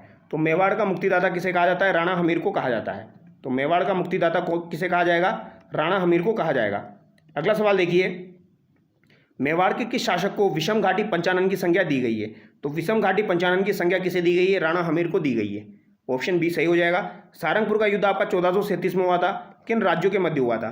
तो सारंगपुर का युद्ध जो है दोस्तों ये आपका मेवाड़ और मालवा के मध्य हुआ था दोस्तों। मेवाड़ से तो आपके राणा कुंभा हो जाएंगे और मालवा से आपका महमूद खिलजी हो जाएगा। तो मेवाड़ मालवा के मध्य हुआ था आपका सारंगपुर का युद्ध 1437 में। कब हुआ था? 1437 में। कुंभा का गुजरात के साथ संघर्ष का प्रारंभिक कारण क्या था? तो कुंभा का जो गुजरात के साथ संघर्ष हुआ था, इसका प्रारंभिक कारण क्या था दोस्तों? तो ये नागौर विवाद था। ठीक है, नागौर विवाद आपको याद रखना है। नागौर विवाद के कारण ही दोस्तों आपका कुंभा जो था, इसका गुजरात के साथ संघर्ष हुआ था। ठीक है, महाराणा कुंभा का गुजरात के साथ संघर्ष हुआ था। आंवल बांवल की संधि किन के मध्य हुई? तो आंवल बांवल की जो संधि थी दोस्तों, ये किन किन के मध्य हुई थी? तो ये मेवाड़ और मारवाड़ के मध्य हुई थी। किस किस के मध्य हुई दोस्तों? मेवाड़ और मारवाड़ के मध्य आपकी आंवल बांवल की संधि हुई थी। ठीक है, यानी राणा कुंभा और राव जोधा के मध्य हुई थी आपकी 1453 में। महाराणा कुंभा द्वारा लिखित कौन सी कृतियां हैं? नीचे दिए गए कूट का उपयोग करते हुए सही उत्तर का चयन कीजिए। तो महाराणा कुंभा की कौन सी कृतियां हो जाएगी? सुधा प्रबंध, चंडी शतक, राजवल्लभ, वास्तु मंजरी। तो सुधा प्रबंध और आपकी चंडी शतक जो है दोस्तों, ये महाराणा कुंभा की हो जाएगी। राजवल्लभ तो आपकी मंडन की है, तो ये वैसे ही नहीं होगा। और वास्तु मंजरी जो है दोस्तों, ये भी आपका राणा कुंभा की नहीं है। तो यहाँ पर 1 और 2 आपका करेक्ट हो जाएगा। ठीक है, अगला सवाल देखिए, महाराणा कुंभा द्वारा रचित ग्रंथ संगीत राज कितने कोषों में आपका विभक्त है? तो संगीत राज जो है ये आपका 5 कोषों में आपका विभक्त है। ऑप्शन डी यहाँ पर आपका सही हो जाएगा और काफ़ी बार ये सवाल एग्जाम में पूछा जाता है। चित्तौड़ में घोसुंडी की बावड़ी का निर्माण किसने करवाया था? तो चित्तौड़गढ़ में जो आपकी घोसुंडी की बावड़ी बनी हुई है, इसका निर्माण किसके द्वारा करवाया गया था दोस्तों? तो ये श्रृंगार देवी के द्वारा करवाया गया था। घोसुंडी की बावड़ी का निर्माण किसने करवाया? श्रृंगार देवी के द्वारा करवाया गया। गागरोन का युद्ध किसके मध्य लड़ा गया? तो गागरोन का जो युद्ध था दोस्तों, ये किस किस के मध्य लड़ा गया? तो एक तो आपके महाराणा सांगा हो जाएंगे और एक आपके महमूद खिलजी द्वितीय हो जाएंगे। ऑप्शन डी यहाँ पर आपका बिल्कुल सही हो जाएगा। तो गागरोन का युद्ध आपका 1519 में हुआ था। किस किस के मध्य हुआ था दोस्तों? महमूद खिलजी द्वितीय और आपके महाराणा सांगा के मध्य हुआ था। और दोस्तों राणा कुंभा और महमूद खिलजी फर्स्ट के मध्य आपका वो सारंगपुर का युद्ध हुआ था। आगे देखिए, खातौली के युद्ध में महाराणा सांगा ने किस सुल्तान को पराजित किया? तो खातौली का जो युद्ध हुआ था, इसमें महाराणा सांगा ने किस सुल्तान को पराजित किया था दोस्तों? तो यहाँ पर इब्राहिम लोदी को पराजित किया था। और यहाँ पर एक सवाल मैं आपको क्लियर कर देता हूँ, जो कि बार बार एग्जाम में पूछा जाता है। देखो, एक तो आपका है सिकंदर लोदी, ठीक है, एक तो है सिकंदर लोदी और एक है आपका इब्राहिम लोदी। अगर आपसे पूछा जाए जब महाराणा सांगा जो थे, ये आपके जब शासक बने थे, तब दिल्ली का सुल्तान कौन था? तब तो आपका सिकंदर लोदी था, क्योंकि ये शासक कब बने थे? 1509 में बने थे। ठीक है, तो सवाल को ध्यान से पढ़ना है। अगर पूछा जाए महाराणा सांगा के समकालीन, यानी महाराणा सांगा जब राजा बने उस समय दिल्ली का सुल्तान कौन था? तो सिकंदर लोदी था। ठीक है, लेकिन जब ये आपका युद्ध लड़ा गया था, खातौली का युद्ध, बाड़ी का युद्ध, ये इब्राहिम लोदी के साथ हुआ था। ये आप याद रखिएगा। ठीक है, राणा सांगा और बाबर के मध्य खानवा का युद्ध कब लड़ा गया? तो राणा सांगा और बाबर के मध्य आपके खानवा का युद्ध कब लड़ा गया था दोस्तों?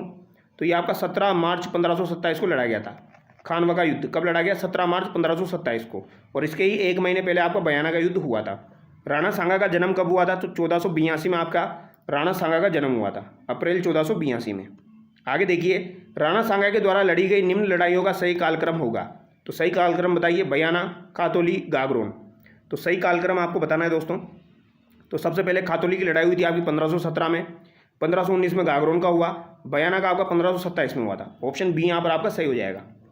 इनके बीच में एक बाड़ी का युद्ध भी आता है, वो भी ध्यान रखना है आपको। निम्न में से कौन से राजपूत सरदार खानवा के युद्ध में बाबर के विरुद्ध राणा सांगा के पक्ष से लड़े थे? तो बाबर के विरुद्ध राणा सांगा के पक्ष से कौन कौन लड़े थे, ये आपसे पूछा गया है। सही उत्तर का चयन आपको करना है। बहुत ही ज़्यादा इंपॉर्टेंट सवाल है दोस्तों। राजा भारमल जो थे ईडर के, ये आपके महाराणा सांगा की तरफ से लड़े थे। और वीरमदेव मेड़तिया जो थे, ये भी आपके राणा सांगा की तरफ से लड़े थे। राव बीका नहीं लड़े थे, राव लूणकरण नहीं लड़े थे। ऑप्शन ए यहाँ पर आपका करेक्ट जाएगा। भारमल और आपके मेड़तिया यहाँ पर लड़े थे।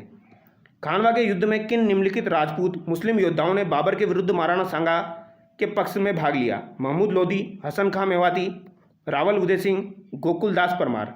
तो किस किसने यहाँ पर भाग लिया था? तो महमूद लोदी, रावल उदय सिंह, हसन खां मेवाती, गोकुल दास परमार, इन चारों ने दोस्तों आपके महाराणा सांगा के पक्ष से भाग लिया था। ऑप्शन सी यहाँ पर आपका सही जाएगा। याद रखिएगा, महमूद लोदी, हसन खां मेवाती, गोकुल दास परमार और रावल उदय सिंह, इन सब ने दोस्तों आपके राणा सांगा की तरफ से बाबर के विरुद्ध भाग लिया था युद्ध में। ये आपको ध्यान रखना है। आगे देखिए, किस राजपूत सरदार ने खानवा के युद्ध में राणा सांगा के घायल हो जाने के बाद उनका राज चिन्ह धारण करके युद्ध जारी रखा? तो उनका राज चिन्ह धारण करके युद्ध जारी रखा था। तो ये किसने जारी रखा था दोस्तों? झाला अज्जा ने यहाँ पर आपका राज चिन्ह धारण करके युद्ध जारी रखा था। सांगा का अंतिम अभियान था, तो सांगा का अंतिम अभियान कौन सा हो जाएगा दोस्तों? ये आपसे पूछा गया है। तो इरिच जो था ये अंतिम अभियान था, ये आपको ध्यान रखना है। कौन सा अंतिम अभियान हो जाएगा? तो इरिच जो है ये आपका अंतिम अभियान हो जाएगा। ऑप्शन सी यहाँ पर आपका करेक्ट जाएगा। ठीक है, कौन सा करेक्ट जाएगा दोस्तों? इरिच अभियान यहाँ पर करेक्ट जाएगा। सांगा का अंतिम अभियान कौन सा हो जाएगा? इरिच यहाँ पर हो जाएगा। ठीक है, क्योंकि जब आपका दोस्तों जो आपका खानवा का युद्ध हो गया था उसके बाद भी राणा सांगा जो थे एक बार और युद्ध हुआ था इरिच में, ये आपको ध्यान रखना है। मेवाड़ के किस शासक को हिंदू पथ के नाम से भी जाना जाता है? तो हिंदू पथ के नाम से किसे जाना जाता है दोस्तों? तो महाराणा सांगा जो है इन्हें हिंदू पथ के नाम से जाना जाता है। शासक बनने से पहले कौन कीका के नाम से जाना जाता था? तो कीका के नाम से महाराणा प्रताप को जाना जाता है दोस्तों। महाराणा प्रताप का राज्याभिषेक सर्वप्रथम कहाँ पर हुआ था? तो महाराणा प्रताप का राज्याभिषेक अगर आपसे पूछा जाए तो कहाँ पर हुआ था? तो दोस्तों ये गोगुंदा में हुआ था आपका 1572 में। महाराणा प्रताप ने कितने वर्षों तक शासन किया था दोस्तों? तो 1572 से लेके इन्होंने शासन किया 1597 तक। तो गिन लीजिए दोस्तों कितने वर्षों तक इन्होंने शासन किया है। तो इन्होंने दोस्तों 24 वर्षों तक शासन किया है। ऑप्शन बी यहाँ पर आपका सही हो जाएगा। अकबर द्वारा महाराणा प्रताप से बातचीत हेतु भेजे गए दूतों का सही क्रम क्या हो जाएगा? तो जलाल खां को भेजा गया था, फिर मान सिंह को, फिर भगवंत दास को, फिर टोडरमल को। कैसे याद रखोगे? जमा भट्टो से याद रख लो। ठीक है, आगे आगे का नाम याद कर लो। जमा भट्टो, सबसे पहले जलाल खां है, फिर मान सिंह है, फिर भगवंत दास है, फिर आपका टोडरमल है। ऑप्शन ए यहाँ पर आपका सही हो जाएगा। हल्दी घाटी का युद्ध लड़ा गया था। तो हल्दी घाटी का युद्ध जो है दोस्तों ये आपका कब लड़ा गया था? तो 18 जून 1576 को आपका हल्दी घाटी का युद्ध लड़ा गया था। एग्जैक्ट डेट पूछी जाए तो 18 जून 1576 आपको ध्यान रखना है। हल्दी घाटी के युद्ध में महाराणा प्रताप की भील सेना का कमांडर कौन था? तो भील सेना का कमांडर आपका कौन हो जाएगा? राणा पूंजा हो जाएगा। कौन हो जाएगा भैया? राणा पूंजा हो जाएगा, भील सेना का कमांडर। आगे देखिए, महाराणा प्रताप के स्थान पर उनके राज्य चिन्ह को धारण करने वाला झाला मन्ना कहाँ का सामंत था? तो झाला मन्ना जो है दोस्तों इन्होंने महाराणा प्रताप के स्थान पर उनके राज्य चिन्ह को धारण किया था। तो ये कहाँ का सामंत था ये आपसे पूछा गया है। तो ये कहाँ का सामंत हो जाएगा? आपका बड़ी सादड़ी का सामंत हो जाएगा। झाला मन्ना जो है ये बड़ी सादड़ी जो थी वहाँ का सामंत था। महाराणा प्रताप के हाथी का नाम क्या हो जाएगा? तो महाराणा प्रताप के हाथी का नाम राम प्रसाद हो जाएगा। मर्दाना जो था ये मान सिंह का हाथी था दोस्तों, और एक चेतक जो है ये आपका महाराणा प्रताप का घोड़ा हो जाएगा। ठीक है, और एक गज सिंह करके भी था, वह आपका अकबर का हाथी था। हल्दी घाटी के युद्ध को किस विद्वान ने खमनोर का युद्ध कहा? तो खमनोर का युद्ध किसने कहा था दोस्तों? इंपॉर्टेंट सवाल है, पूछा जाता है। तो अब्बुल फजल के द्वारा जो आपका हल्दी घाटी का युद्ध हुआ था 18 जून 1576 को, अब्बुल फजल के द्वारा इसे खमनोर का युद्ध कहा गया है। बंदायूनी ने इसे क्या कहा है? इसे बंदायूनी ने गोगुंदा का युद्ध कहा है। बंदायूनी ने क्या कहा? गोगुंदा का युद्ध कहा है, ये आप याद रखेंगे। और मेवाड़ की जो आपकी थर्मोपोली जो है वो किसने कहा? कर्नल टोड ने कहा। तो हल्दी घाटी के युद्ध को कर्नल टोड ने किस नाम से संबोधित किया? तो मेवाड़ की थर्मोपोली इन्होंने कहा था। ठीक है, अगला सवाल देखिए, मेवाड़ मुगल संधि 1615 ईस्वी किसके शासनकाल में हुई? तो मेवाड़ मुगल संधि जो हुई थी आपकी 1615 में, ये राणा अमर सिंह के काल में हुई थी। महाराणा प्रताप के बाद आपके दोस्तों अमर सिंह जो थे वही शासक बने थे, और ये अमर सिंह के काल में हुई थी। राणा राज सिंह मेवाड़ समकालीन था।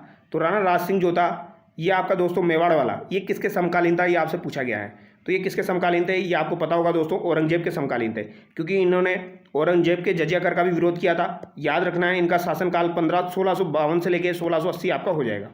ठीक है, राज सिंह का शासनकाल, ये भी आपके इंपॉर्टेंट है दोस्तों। ठीक है,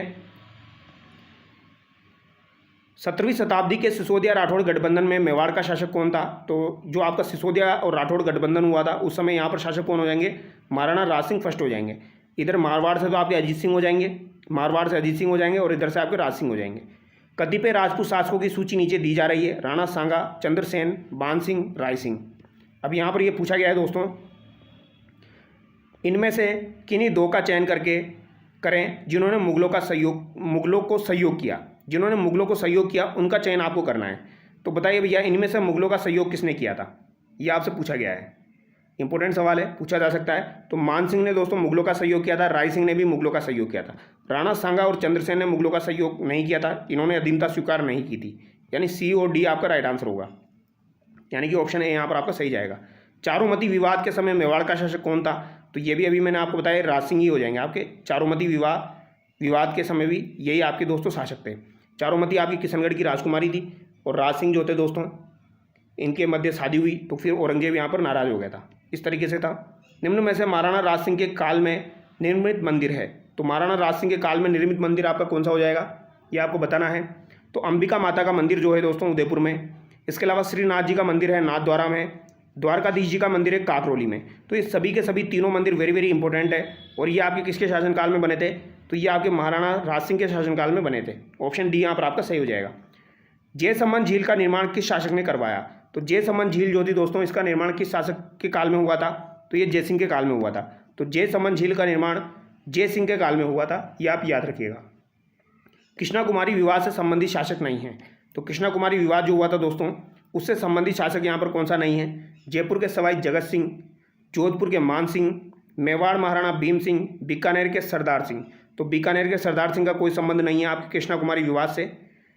सवाई जगत सिंह जयपुर वाले, जोधपुर के मान सिंह और मेवाड़ महाराणा भीम सिंह की पुत्री हो जाएगी आपकी कृष्णा कुमारी। तो इनका ही संबंध था दोस्तों आपका कृष्णा कुमारी विवाद से। कृष्णा कुमारी आपकी मेवाड़ की राजकुमारी थी। किस महाराणा ने महाइंद्राज सभा की स्थापना की? तो महाइंद्राज सभा की स्थापना किसके द्वारा की गई थी? तो ये सज्जन सिंह के द्वारा की गई थी। इंपॉर्टेंट है। सिसोदिया वंश का अंतिम शासक कौन सा था? तो सिसोदिया वंश का अंतिम शासक आपका कौन हो जाएगा? ये आपसे पूछा गया है दोस्तों। तो ये कौन हो जाएंगे आपके? भूपाल सिंह आपके हो जाएंगे। तो सिसोदिया वंश का अंतिम शासक भूपाल सिंह, या मेवाड़ का अंतिम शासक आपका कौन हो जाएगा? भूपाल सिंह हो जाएगा। ठीक है। अब अगला सवाल देखिए दोस्तों, मारवाड़ के राठौड़ वंश का संस्थापक कौन था? तो मारवाड़ का जो राठौड़ वंश है, इसके संस्थापक अगर आपसे पूछे जाए तो क्या आंसर करोगे? राव सिंह आपको आंसर करना है। किस राठौड़ शासक ने सर्वप्रथम मंडोर के प्रतिहारों को परास्त किया? तो मंडोर के प्रतिहारों को सर्वप्रथम परास्त किसने किया था? राव दुहड़ के द्वारा किया गया था। तो राव दुहड़ ने सर्वप्रथम मंडोर के प्रतिहार जो थे उनको परास्त किया था। मल्लिनाथ जी के गुरु थे। तो मल्लिनाथ जी के गुरु कौन थे दोस्तों? तो उगम सिंह भाटी जी जो थे, ये आपके मल्लिनाथ जी के गुरु हो जाएंगे। मल्लिनाथ जी की पत्नी जो थी दोस्तों रूपादी जी के कहने पर ही आपके मल्लिनाथ जी ने दोस्तों उगम सिंह भाटी जी से शिक्षा ग्रहण की थी, योग शिक्षा। जोधपुर में चांद बावड़ी का निर्माण किसने करवाया? तो एक चांद बावड़ी आपकी जोधपुर में भी है। इसका निर्माण किसके द्वारा करवाया गया? ये आपसे पूछा गया है। तो ये चांद कंवर के द्वारा करवाया गया था। किसके द्वारा करवाया गया? चांद कंवर के द्वारा आपके चांद बावड़ी का निर्माण करवाया गया था। रणमल ने किस मेवाड़ी शासक की सहायता से मंडोर पर अधिकार किया? तो रणमल ने दोस्तों किस मेवाड़ी शासक की सहायता से मंडोर पर अधिकार कर लिया? ये आपसे पूछा गया है। तो महाराणा मोकल की सहायता से रणमल ने मंडोर पर पुनः अधिकार कर लिया था। राव जोधा ने किस वर्ष में जोधपुर नगर की स्थापना की थी? तो जोधपुर नगर की स्थापना राव जोधा के द्वारा की गई थी। ये 1459 में आपकी की गई थी। ठीक है, ऑप्शन बी यहाँ पर आपका करेक्ट होगा। मेहरानगढ़ दुर्ग की स्थापना राव जोधा के द्वारा की गई थी। यहाँ पर आपकी नींव जो है वो कर्णी माता ने रखी थी, ये भी आपको याद रखना है। मेहरानगढ़ दुर्ग का निर्माण किस शासक ने करवाया? तो राव जोधा ने करवाया।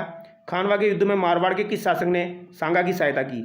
तो मारवाड़ के कौन से शासक थे जिन्होंने आपके सांगा की सहायता की थी? ये आपसे पूछा गया है। तो दोस्तों राव गांगा जो थे, इन्होंने सहायता की थी आपकी दोस्तों राणा सांगा की।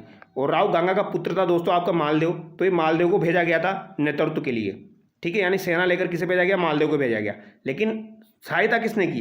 तो उस समय राजा कौन था? तो उस समय राजा राव गंगा थे, इसीलिए आंसर यहाँ पर राव गंगा माना जाता है। राठौड़ शासक जो 52 युद्धों के नायक और 58 परगनों के स्वामी रहे हैं, ये कौन आपके हो जाएंगे दोस्तों? तो सिंपल सा सवाल है, कौन हो जाएंगे आपके दोस्तों? मालदेव हो जाएंगे। ऑप्शन बी यहाँ पर आपका सही हो जाएगा। 52 युद्धों और 58 परगनों का स्वामी कहा जाता है मालदेव को। राजस्थान में साहिबा का युद्ध जिस वर्ष लड़ा गया वो है, तो साहिबा का युद्ध आपका किस वर्ष लड़ा गया था? तो ये 1541-42 में आपका लड़ा गया था। रूठी रानी के नाम से किसको जाना जाता है? तो रानी उमादे जो है दोस्तों मालदेव की रानी थी, इन्हें रूठी रानी के नाम से जाना जाता है। BN राय द्वारा किसे राजपुताना का भूला बिसरा नायक कहा गया है? तो BN राय, ये भी याद रखना है दोस्तों। BN राय की राय थी कि भूला बिसरा नायक किसे कहा जाता है? ये चंद्रसेन को कहा जाता है। ऑप्शन सी यहाँ पर आपका करेक्ट हो जाएगा। अगला सवाल देखिए, सारे सवाल काफ़ी ज़्यादा इंपॉर्टेंट है दोस्तों, ये सवाल आपके बनेंगे क्योंकि RSM भी ज़्यादा टफ सवाल नहीं बनाती है, वो नॉर्मल 1 लाइनर सवाल ही बनाती है। लेकिन जब वो याद नहीं होते ना तो वो अपने आप ही टफ बन जाते हैं। आगे देखिए, किसे महाराणा प्रताप का पथ प्रदर्शक कहा जाता है? तो महाराणा प्रताप का पथ प्रदर्शक किसे कहा जाता है? राव चंद्रसेन को कहा जाता है। मारवाड़ के किस शासक को प्रताप का अग्रगामी शासक कहा जाता है? तो राव चंद्रसेन को कहा जाता है। जहांगीर ने मारवाड़ के किस शासक को दल थम्मन की उपाधि दी थी? तो दल थम्मन की उपाधि किसको प्रदान की गई थी दोस्तों? तो महाराजा गज सिंह को दल थम्मन की उपाधि जहांगीर के द्वारा प्रदान की गई थी। ये भी आप याद रखिएगा। कैसे याद रखोगे भैया? तो गज सिंह में से ज निकाल लेना, यहीं से जहांगीर। ठीक है, क्योंकि ये भी पूछा जा सकता है किसने दी थी। देबारी का समझौता किस वर्ष संपन्न हुआ था? तो सन 1708 में आपका देबारी का समझौता हुआ था दोस्तों। ऑप्शन बी यहाँ पर आपका सही हो जाएगा। पूछा जाता है, याद रखिएगा। देबारी का समझौता आपका 1708 में हुआ था। मारवाड़ में खेजडली हत्याकांड किसके शासनकाल में घटित हुआ? तो खेजडली हत्याकांड आप लोगों को पता होगा, ये किसके शासनकाल में हुआ था? तो महाराणा अभय सिंह के शासनकाल में ये हुआ था। ऑप्शन ए यहाँ पर आपका सही हो जाएगा। जसवंत थड़ा का निर्माण किस शासक ने करवाया था? तो जसवंत का निर्माण किसने करवाया दोस्तों? तो अपने पिता जसवंत सिंह की याद में सरदार सिंह ने करवाया था। ऑप्शन ए यहाँ पर आपका सही हो जाएगा।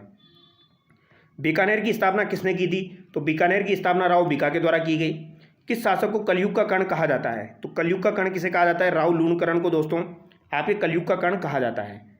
जबकि राजपुताने का कर्ण किसे कहा जाता है? तो आपके रायसिंह को कहा जाता है।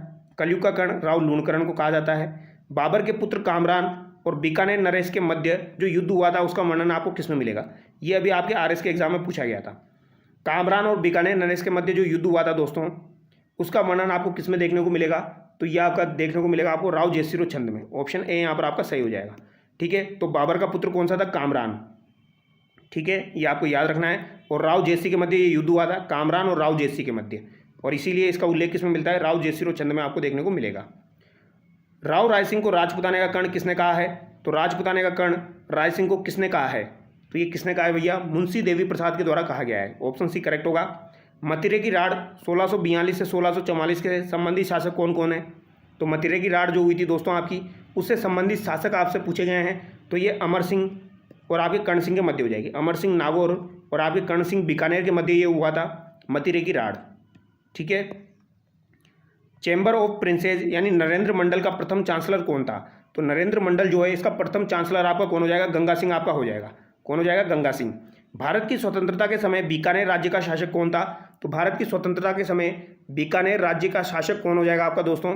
ये आपका महाराजा शार्दुल सिंह हो जाएंगे। स्वतंत्रता के समय कौन हो जाएंगे? शार्दुल सिंह आपके हो जाएंगे। ठीक है, अगला सवाल देखिए दोस्तों। भरतपुर एवं अलवर ने ब्रिटिश ईस्ट इंडिया कंपनी के साथ संधियां की थी। तो दोस्तों ये भी इंपॉर्टेंट सवाल है आपका। भरतपुर और अलवर ने सबसे पहले ब्रिटिश ईस्ट इंडिया कंपनी के साथ संधियां कर ली थी दोस्तों आपकी 1803 के समय ही। तो ये सितंबर नवंबर 1803 में कर ली गई थी भरतपुर और अलवर के द्वारा। ठीक है, सितंबर नवंबर 1803 में जब आपकी दोस्तों सहायक संधियां हुई थी। 1803 में अंग्रेजों के साथ संधि करने वाले अलवर राज्य के शासक का नाम बताइए। तो अलवर राज्य का शासक कौन हो जाएगा 1803 के समय? वही आपका बख्तावर सिंह हो जाएगा दोस्तों। अंग्रेजों के साथ करौली राज्य की संधि कब हुई?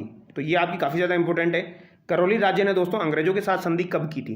तो ये आपसे पूछी जा सकती है। 9 नवंबर 1817 को की थी। ठीक है, तो करौली राज्य ने संधि आपकी 9 नवंबर 1817 को की थी। करौली का शासक कौन हो जाएगा? हरबख्शपाल हो जाएगा आपका। हरबख्शपाल जो है ये आपका करौली का शासक हो जाएगा। 1857 के विद्रोह के समय जोधपुर के महाराजा कौन थे? तो जोधपुर के महाराजा कौन थे 1857 का जब आपका विद्रोह हुआ था? तो महाराजा तख्त सिंह आपके हो जाएंगे। ठीक है, राजपुताना एजेंसी की स्थापना दोस्तों कब और कहाँ पर हुई थी? तो राजपुताना एजेंसी की स्थापना 1832 में आपकी हुई थी। और कहाँ पर हुई थी? अजमेर में आपकी हुई थी। इंपॉर्टेंट सवाल है, पूछा जाता है। 1832 में अजमेर में हुई थी राजपुताना एजेंसी की स्थापना। राजस्थान में 1857 की क्रांति के समय यहाँ के एजीजी कौन थे आपके? तो एजेंट टू गवर्नर जनरल कौन हो जाएंगे आपके दोस्तों? तो जॉर्ज पैट्रिक लॉरेंस आपके हो जाएंगे। ऑप्शन सी यहाँ पर आपका करेक्ट होगा। अगला सवाल देखिए। राजस्थान में रियासतों पर प्रभावी नियंत्रण स्थापित करने के लिए एजीजी का पद कब सर्जित किया गया? तो एजीजी का पद जो है ये आपका कब सर्जित किया गया था? तो 1832 में ही आपका एजीजी का पद सर्जित किया गया। और राजपुताना एजेंसी की स्थापना अजमेर में 1832 को की गई थी। तो ये भी आपका सेम है, आसानी से याद हो जाएगा, याद रख लेना। आगे देखिए, सन 1857 ईस्वी के विद्रोह के समय राजस्थान में सैनिक छावनियाँ कितनी थी? तो 6 सैनिक छावनियाँ आपकी हो जाएगी। कितनी सैनिक छावनियाँ थी दोस्तों? 6। निम्न में से कौन सी सैनिक छावनी राजपुताना में स्थित नहीं थी? तो राजपुताना में कौन सी स्थित नहीं थी दोस्तों आपकी? नसीराबाद थी, देवली, टोंक, एरिनपुरा। कौन सी सैनिक छावनी आपकी राजपुताना में स्थित नहीं थी? तो राजपुताना में कौन सी स्थित नहीं थी? तो टोंक जो है ये आपकी राजपुताना में स्थित नहीं थी। ऑप्शन सी यहाँ पर आपका करेक्ट होगा। 1857 की क्रांति के समय मेजर स्पोटिसवुड और कर्नल न्यूबरी की हत्या किस छावनी में की गई? तो मेजर स्पोटिसवुड और कर्नल न्यूबरी की हत्या आपकी किस छावनी में की गई थी दोस्तों? तो ये आपकी कहाँ पर की गई थी? नसीराबाद में की गई थी। राजस्थान में 1857 में जो पहला विद्रोह हुआ था वो कब और कहाँ हुआ था? तो पहला विद्रोह 28 मई 1857 को आपका नसीराबाद में हुआ था। ऑप्शन ए यहाँ पर आपका सही जाएगा। अगला सवाल देखिए। 1857 ईस्वी के विप्लव के समय नीमच में अंग्रेज सैनिक अधिकारी कौन था? तो अंग्रेज सैनिक अधिकारी यहाँ पर कौन हो जाएगा आपका? तो कर्नल अबोट हो जाएगा। ऑप्शन सी यहाँ पर आपका करेक्ट होगा दोस्तों। ये आपको याद रखना है, इंपॉर्टेंट सवाल है। तो 1857 ईस्वी के विप्लव के समय नीमच में जो आपका अंग्रेज अधिकारी था वो कौन था? तो नीमच का आपसे पूछा गया है। तो नीमच का कौन हो जाएगा दोस्तों? कर्नल अबोट हो जाएगा। ठीक है, इंपॉर्टेंट सवाल है, पूछा जा सकता है, याद रखिएगा। नीमच में 1857 ईस्वी की क्रांति का नेतृत्व किसने किया था? तो नीमच में 1857 की ईस्वी की क्रांति का नेतृत्व आपका मोहम्मद अली बेग के द्वारा किया गया था। नीमच में क्रांति आपकी कब हुई थी? तो 3 जून 1857 को हुई थी। और यहाँ पर क्रांति का जो दमन हुआ था वो 8 जून 1857 को हुआ था। ठीक है। और नसीराबाद में क्रांति आपकी 28 मई को हुई थी और वो दिल्ली कब पहुँचे थे? 18 जून को पहुँचे थे। किस छावनी के सैनिक दस्तों ने 21 अगस्त 1857 को चलो दिल्ली मारो फिरंगी नारे के साथ बगावत की थी? तो 21 अगस्त 1857 को चलो दिल्ली मारो फिरंगी नारे के साथ बगावत किसने की थी? किस सैनिक छावनी ने की थी? एरिनपुरा ने की थी। ठाकुर खुशहाल सिंह ने 1857 ईस्वी में क्रांतिकारियों का नेतृत्व कहाँ किया? तो क्रांतिकारियों का नेतृत्व कहाँ पर किया था? तो ये आवा में किया था। ठीक है। खुशहाल सिंह ने नेतृत्व कहाँ पर किया? आवा में आपका किया था। अगला सवाल देखिए, किस वर्ष में आवा का युद्ध हुआ था दोस्तों? तो आवा का युद्ध आपका किस वर्ष में हुआ? तो ये सब 1857 में आपके हुए थे। 1857 की क्रांति के समय निम्नांकित में से टोंक का नवाब कौन था? तो टोंक का नवाब अगर आपसे पूछा जाए तो कौन हो जाएगा? वजीरुद्दौला। इंपॉर्टेंट सवाल है। 1857 की जब क्रांति हुई थी तो आपके दोस्तों वजीरुद्दौला जो थे ये आपके टोंक के नवाब थे। ऑप्शन सी यहाँ पर आपका सही हो जाएगा। 1857 में टोंक में विद्रोह का नेतृत्व किसने किया था? तो टोंक में जो आपका विद्रोह हुआ था उसका नेतृत्व आपके मीर आलम खां के द्वारा किया गया था। दोनों बातें इंपॉर्टेंट है, वजीरुद्दौला और मीर आलम खां, ये तो शासक हो जाएंगे। और मीर आलम खां ने विद्रोह का नेतृत्व किया था टोंक के अंदर। और टोंक में दोस्तों महिलाओं ने भी भाग लिया था। तात्या टोपे ने सर्वप्रथम राजस्थान के किस नगर पर कब्जा किया? तो तात्या टोपे ने सर्वप्रथम किस नगर पर कब्जा किया था दोस्तों? ये आपसे पूछा गया है। तो टोंक पर कब्जा किया था। तो तात्या टोपे ने सर्वप्रथम राजस्थान के किस नगर पर कब्जा किया था? तो टोंक पर कब्जा किया था। अगला सवाल देखिए, आयो इंग्रेज मुल्क रे ऊपर नामक कविता किसने लिखी है? तो आयो इंग्रेज मुल्क रे ऊपर, यह भी मैंने टेलीग्राम पर अपलोड किया था आपका, बाकीदास के द्वारा लिखी गई है दोस्तों। आयो इंग्रेज मुल्क रे ऊपर, बाकीदास जो थे ये मान सिंह के दरबारी थे दोस्तों, ये आपको याद रखना है। ठीक है। आगे देखिए, क्रांति की समाप्ति के बाद टोंक के नवाब की सलामी की तोपों में अंग्रेजों द्वारा वर्दी की गई। तो दोस्तों क्रांति की समाप्ति के बाद जो टोंक के नवाब थे इनकी सलामी जो थी तोपें दी, सलामी की तोपों में अंग्रेजों द्वारा वर्दी की गई थी। तो कितने से कितनी की गई ये आपसे पूछा गया है। तो ये 15 से बढ़ाकर आपकी 17 की गई थी। 15 से बढ़ाकर कितनी की गई दोस्तों? ये आपकी 17 की गई थी, ये आपको याद रखना है। डूंगर जी जवाहर जी किस जिले के थे? तो डूंगर जी और जवाहर जी आपके किस जिले के हो जाएंगे दोस्तों? सीकर के हो जाएंगे। निम्न में से कौन सी जगह 1857 की क्रांति संबंधित नहीं है? तो निम्न में से कौन सी जगह आपकी 1857 की क्रांति संबंधित नहीं है? नीमच है, कोटा है, देवली है। जैसलमेर संबंधित नहीं है। ऑप्शन बी यहाँ पर आपका सही हो जाएगा। ठीक है। अगला सवाल देखिए दोस्तों, सामाजिक एवं राजनीतिक चेतना के लिए स्वामी दयानंद सरस्वती जो थे इन्होंने राजस्थान की पहली यात्रा कब की थी? तो स्वामी दयानंद सरस्वती ने राजस्थान की पहली यात्रा कब की थी? तो ये जून 1865 में की थी आपकी करौली। ऑप्शन सी यहाँ पर आपका करेक्ट होगा। जून 1865 में सबसे पहले मदनपाल के कहने पर कहाँ पर आए थे? करौली में आए थे। निम्न में से किस व्यक्ति ने सर्वप्रथम स्वराज शब्द का प्रयोग किया और हिंदी को राष्ट्रभाषा माना? तो स्वराज शब्द का प्रयोग सर्वप्रथम किसके द्वारा किया गया दोस्तों? तो ये दयानंद सरस्वती के द्वारा किया गया। स्वामी दयानंद सरस्वती ने सत्यार्थ प्रकाश को कहाँ पर लिखा था? तो स्वामी दयानंद सरस्वती के द्वारा सत्यार्थ प्रकाश को दोस्तों आपके उदयपुर में लिखा गया था। स्वामी दयानंद सरस्वती के सुप्रसिद्ध ग्रंथ सत्यार्थ प्रकाश का प्रकाशन कहाँ हुआ था? तो सत्यार्थ प्रकाश जो है दोस्तों इसका प्रकाशन कहाँ पर हुआ था? तो इसका प्रकाशन अगर आपसे पूछा जाए तो ये कहाँ पर हुआ था? अजमेर में हुआ था। जबकि लिखा कहाँ पर था? लिखा आपका उदयपुर में था। ठीक है। प्रकाशन कहाँ पर हुआ? अजमेर में। लिखा कहाँ पर? उदयपुर में। ठीक है। आगे देखिए, अजमेर में महर्षि दयानंद सरस्वती के द्वारा स्थापित मुद्रणालय का नाम क्या था? तो अजमेर में जब महर्षि दयानंद सरस्वती गए तो वहाँ पर दोस्तों आपके मुद्रणालय की स्थापना की गई थी। तो इसे किस नाम से जाना जाता है? इसे वैदिक यंत्रालय के नाम से जाना जाता है। वैदिक यंत्रालय प्रिंटिंग प्रेस कहाँ स्थापित की गई थी? तो ये आपकी अजमेर में स्थापित की गई। महत्वपूर्ण सवाल है, पूछा जाता है। तो वैदिक यंत्रालय प्रिंटिंग दयानंद सरस्वती के द्वारा अजमेर में स्थापित की गई। स्वामी दयानंद सरस्वती द्वारा 1883 ईस्वी में परोपकारणी सभा की स्थापना कहाँ की गई? तो परोपकारणी सभा की स्थापना 1883 में कहाँ पर की गई थी? उदयपुर में आपकी की गई थी। आगे देखिए, आर्य समाज के संस्थापक एवं प्रवर्तक स्वामी दयानंद सरस्वती ने राजस्थान की रियासतों का भ्रमण कर समाज सुधार की प्रेरणा दी। फिर दूसरा कथन है, वाल्टर कृत राजपूत हितकारिणी सभा के सुधार क्षेत्र की संकीर्णता ने भी इसे सफल नहीं होने दिया। तो कौन से कथन यहाँ पर सत्य है, ये आपसे पूछा गया है। तो दोस्तों यहाँ पर आर्य समाज के संस्थापक एवं प्रवर्तक स्वामी दयानंद सरस्वती ने राजस्थान की रियासतों का भ्रमण कर समाज सुधार की प्रेरणा दी, ये कथन सही है आपका। और ये कथन आपका गलत हो जाएगा, आपका दूसरा कथन। तो यहाँ पर ए सही है और आपका आर गलत है। आगे देखिए, उदयपुर में परोपकारणी सभा की स्थापना की गई। तो उदयपुर में परोपकारणी सभा की स्थापना किसने की थी? तो दयानंद सरस्वती के द्वारा की गई थी। उदयपुर में परोपकारणी सभा की स्थापना कब पंजीकृत की गई? तो ये आपकी कब पंजीकृत हुई थी? तो फरवरी 1883 में ये आपकी पंजीकृत हुई थी। ऑप्शन ए यहाँ पर आपका करेक्ट होगा। कब पंजीकृत हुई? फरवरी 1883 में। याद रखिएगा, अक्टूबर नहीं है, फरवरी है। स्वामी दयानंद सरस्वती का निर्माण कहाँ पर हुआ था? तो इनकी मृत्यु दोस्तों आपकी अजमेर में हुई थी। ऑप्शन डी यहाँ पर आपका करेक्ट होगा। ठीक है, निर्माण का मतलब आपका यही हो जाएगा, ये आपको याद रखना है। ठीक है, अब यहाँ पर दोस्तों आप अगला सवाल देखिए, जो कि आपका महत्वपूर्ण सवाल है। तो अगला सवाल देखिए दोस्तों,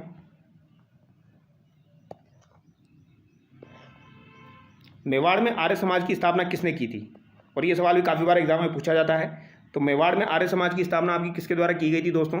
तो विष्णुलाल पांडे के द्वारा की गई थी। एग्जाम में आ चुका है सवाल, इंपॉर्टेंट है। बाल विवाह अवरोधक अधिनियम किसके प्रयासों से पारित हुआ? तो बाल विवाह अवरोधक अधिनियम जो था दोस्तों, ये आपके हरविलास शारदा के प्रयासों से पारित हुआ था दोस्तों। चांदकरण शारदा और हरविलास शारदा राजस्थान में किस संस्था से संबंधित है? तो आपके चांदकरण शारदा थे और हरविलास शारदा थे, ये किससे संबंधित थे दोस्तों? तो ये आपके आर्य समाज से संबंधित थे। हरिजन सेवा संघ की राजपुताना शाखा का अध्यक्ष किसे मनोनीत किया गया? तो हरिजन सेवा संघ की जो राजपुताना शाखा थी दोस्तों, इसका अध्यक्ष किसे मनोनीत किया गया? इंपॉर्टेंट सवाल है, पूछा जाता है। क्या आंसर हो जाएगा आपका दोस्तों? तो ये आपका हरविलास शारदा यहाँ पर आपका राइट आंसर हो जाएगा। तो हरिजन सेवा संघ की राजपुताना शाखा जो थी, उसका अध्यक्ष किसे बनाया गया? तो हरविलास शारदा को बनाया गया। देश हितैषणी सभा की स्थापना कब की गई? तो देश हितैषणी सभा काफ़ी ज़्यादा इंपॉर्टेंट है, पूछी जाती है। 2 जुलाई 1877 को दोस्तों महाराणा सज्जन सिंह के द्वारा आपकी देश हितैषणी सभा की स्थापना की गई थी, वैवाहिक समस्याओं को सुलझाने के लिए। तो वैवाहिक समस्याओं को सुलझाने के लिए की गई थी आपकी 2 जुलाई 1877 को। उदयपुर में देश हितैषणी सभा का गठन किसने किया था? तो इस सज्जन सिंह के द्वारा ही आपका किया गया था। ऑप्शन बी सही जाएगा। अगला सवाल देखिए, मार्च 1888 में वाल्टर कर्त राजपूत हितकारिणी सभा का सम्मेलन कहाँ आयोजित किया गया, जिसमें मृत्युभोज संबंधी खर्च को कम करने का प्रस्ताव पारित किया गया? तो दोस्तों वाल्टर कर्त राजपूत हितकारिणी सभा का सम्मेलन कहाँ आयोजित हुआ? इंपॉर्टेंट सवाल है, पूछा जाता है। तो ये कहाँ पर आपका आयोजित हुआ था? तो ये अजमेर में आयोजित हुआ था, जिसमें मृत्युभोज संबंधी खर्च को कम करने का प्रस्ताव रखा गया था। तो मृत्युभोज जो था उसको कम करने का प्रस्ताव यहाँ पर रखा गया था। वाल्टर कर्त राजपूत हितकारिणी सम्मेलन हुआ था, कब हुआ था? तो ये आपको मार्च 1888 में हुआ था, ये आपको याद रखना है। जबकि देश हितैषणी सभा आपकी 2 जुलाई 1877 को हो जाएगी। वाल्टर ने राजपूत हितकारिणी सभा की स्थापना कहाँ की? तो वाल्टर ने राजपूत हितकारिणी सभा की स्थापना कहाँ पर की? अजमेर में की। ठीक है, अगला सवाल देखिए, 1935 ईस्वी में डूंगरपुर में किसके द्वारा हरिजन सेवा समिति की स्थापना की गई? तो हरिजन सेवा समिति की स्थापना दोस्तों किसके द्वारा की गई थी डूंगरपुर में 1935 में? तो ये भोगीलाल पांडे के द्वारा आपकी की गई थी। निम्नांकित संस्था तथा उनके संस्थापकों में सही सुमेलित नहीं है, तो कौन सा यहाँ पर आपका सही सुमेलित नहीं है? खांडला आश्रम हरिभाऊ उपाध्याय दिया गया है, नारेली आश्रम रामनारायण चौधरी है, वनवासी सेवा संघ भोगीलाल पांड्या है, शांति सेवा कुटीर जो है ये चिमन लाल मालोत है। खांडला आश्रम की स्थापना हरिभाऊ उपाध्याय के द्वारा नहीं की गई थी, ये तो बिल्कुल गलत है दोस्तों। ये नारायणी देवी वर्मा खांडला आश्रम की स्थापना आपकी माणिक्यलाल वर्मा के द्वारा की गई थी। ठीक है, नारेली आश्रम रामनारायण चौधरी सही है, वनवासी सेवा संघ भोगीलाल पांड्या सही है। तो ये आपको याद रखना है, नारेली आश्रम रामनारायण चौधरी और शांति सेवा कुटीर चिमन लाल मालोत। ठीक है, राजस्थान में समाधि लेने की कुप्रथा को गैर कानूनी घोषित करने का कार्य सर्वप्रथम किसने किया था? तो समाधि प्रथा जो थी दोस्तों, इसको गैर कानूनी घोषित करने का कार्य सर्वप्रथम किसने किया था, यह आपसे पूछा गया है। तो मेजर लुड्लो के द्वारा किया गया था। किसके द्वारा किया गया? मेजर लुड्लो के द्वारा। इंपॉर्टेंट है लुड्लो। ठीक है, मेवाड़ में आन प्रथा को ब्रिटिश सरकार ने आदेश से समाप्त किया था। तो आन प्रथा जो थी दोस्तों, इसको कि ब्रिटिश सरकार ने कब समाप्त किया था? तो 23 दिसंबर 1863 को दोस्तों आपकी आन प्रथा को समाप्त किया था। ये आप याद रखिएगा, 23 दिसंबर 1863। तो आन प्रथा को ब्रिटिश सरकार ने 23 दिसंबर 1863 को समाप्त किया था। आगे देखिए, समाचार पत्र मजहरुल सरूर कहाँ से और कब प्रकाशित हुआ? तो मजहरुल सरूर जो था दोस्तों, ये आपका भरतपुर से 1849 में प्रकाशित हुआ था। ठीक है, ऑप्शन ए यहाँ पर आपका सही हो जाएगा। इंपॉर्टेंट सवाल है, पूछा जाता है क्योंकि प्रथम था दोस्तों। तो मजहरुल सरूर भरतपुर से 1849 में आपका प्रकाशित हुआ। राजस्थान में प्रकाशित सर्वप्रथम साप्ताहिक समाचार पत्र था। तो सर्वप्रथम साप्ताहिक समाचार पत्र कौन सा था, यह आपसे पूछा गया है। तो ये सज्जन कीर्ति सुधारक आपका हो जाएगा। आगे देखिए, राजपुताना हेराल्ड के संपादक कौन थे? तो राजपुताना हेराल्ड नामक समाचार पत्र के संपादक आपके कौन हो जाएंगे? हनुमान सिंह हो जाएंगे। ह से हेराल्ड, ह से हनुमान, इस तरीके से याद रख सकते हो। तो राजपुताना हेराल्ड कौन हो जाएंगे? हनुमान सिंह हो जाएंगे। स्वतंत्रता पूर्व राजस्थान का निम्नलिखित में से कौन सा समाचार पत्र आर्य समाजी विचारधारा का संवर्धक नहीं था? राजपुताना गजट, परोपकार, देश हितैषी, जनहितकारक। तो ये कौन सा नहीं था दोस्तों? तो राजपुताना गजट जो था ये आर्य समाजी विचारधारा का संवर्धक नहीं था। आगे देखिए, मोती बेगम निम्न में से किस समाचार पत्र से संबंधित है? तो मोती बेगम जो है ये किस समाचार पत्र से आपकी संबंधित है? राजपूत गजट से ये आपकी संबंधित है, मोती बेगम। अंग्रेजी साप्ताहिक पत्र राजस्थान टाइम्स का प्रकाशन कहाँ से प्रारंभ हुआ? तो राजस्थान टाइम्स जो था इसका प्रकाशन कहाँ से प्रारंभ हुआ? तो ये आपका अजमेर से प्रारंभ हुआ था। मुंशी समर्थन दान चारण द्वारा अजमेर में 1889 में प्रारंभ समाचार पत्र का क्या नाम था?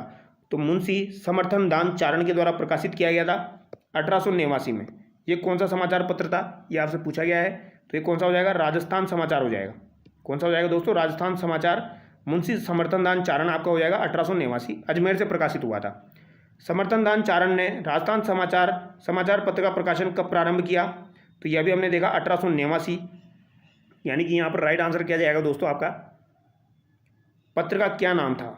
उस समय नाम था यहाँ पर आपका राजस्थान समाचार, तो यहाँ पर आपका राइट आंसर 1904 होगा दोस्तों। ठीक है, तो समर्थन दान चारण ने राजस्थान समाचार पत्र का प्रकाशन कब प्रारंभ किया था? तो ये 1904 में आपका प्रारंभ किया था। ऑप्शन के हिसाब से यहाँ पर आपका राइट आंसर 1904 ही होगा दोस्तों। ठीक है, अब यहाँ पर एक चीज़ आपको ध्यान रखनी है, समर्थन दान चारण जो थे इनके द्वारा 1889 में ये पत्र का नाम रखा गया था, फिर प्रारंभ आपका 1904 में हुआ। ये इसके बारे में एक बार क्रॉस चेक करके मैं फिर से बता दूंगा। आगे देखिए, राजस्थान पत्रिका, राजस्थान समाचार, सर्वहित और आगीबाण यहाँ पर दिया गया है, आपको सुमेलित करना है दोस्तों।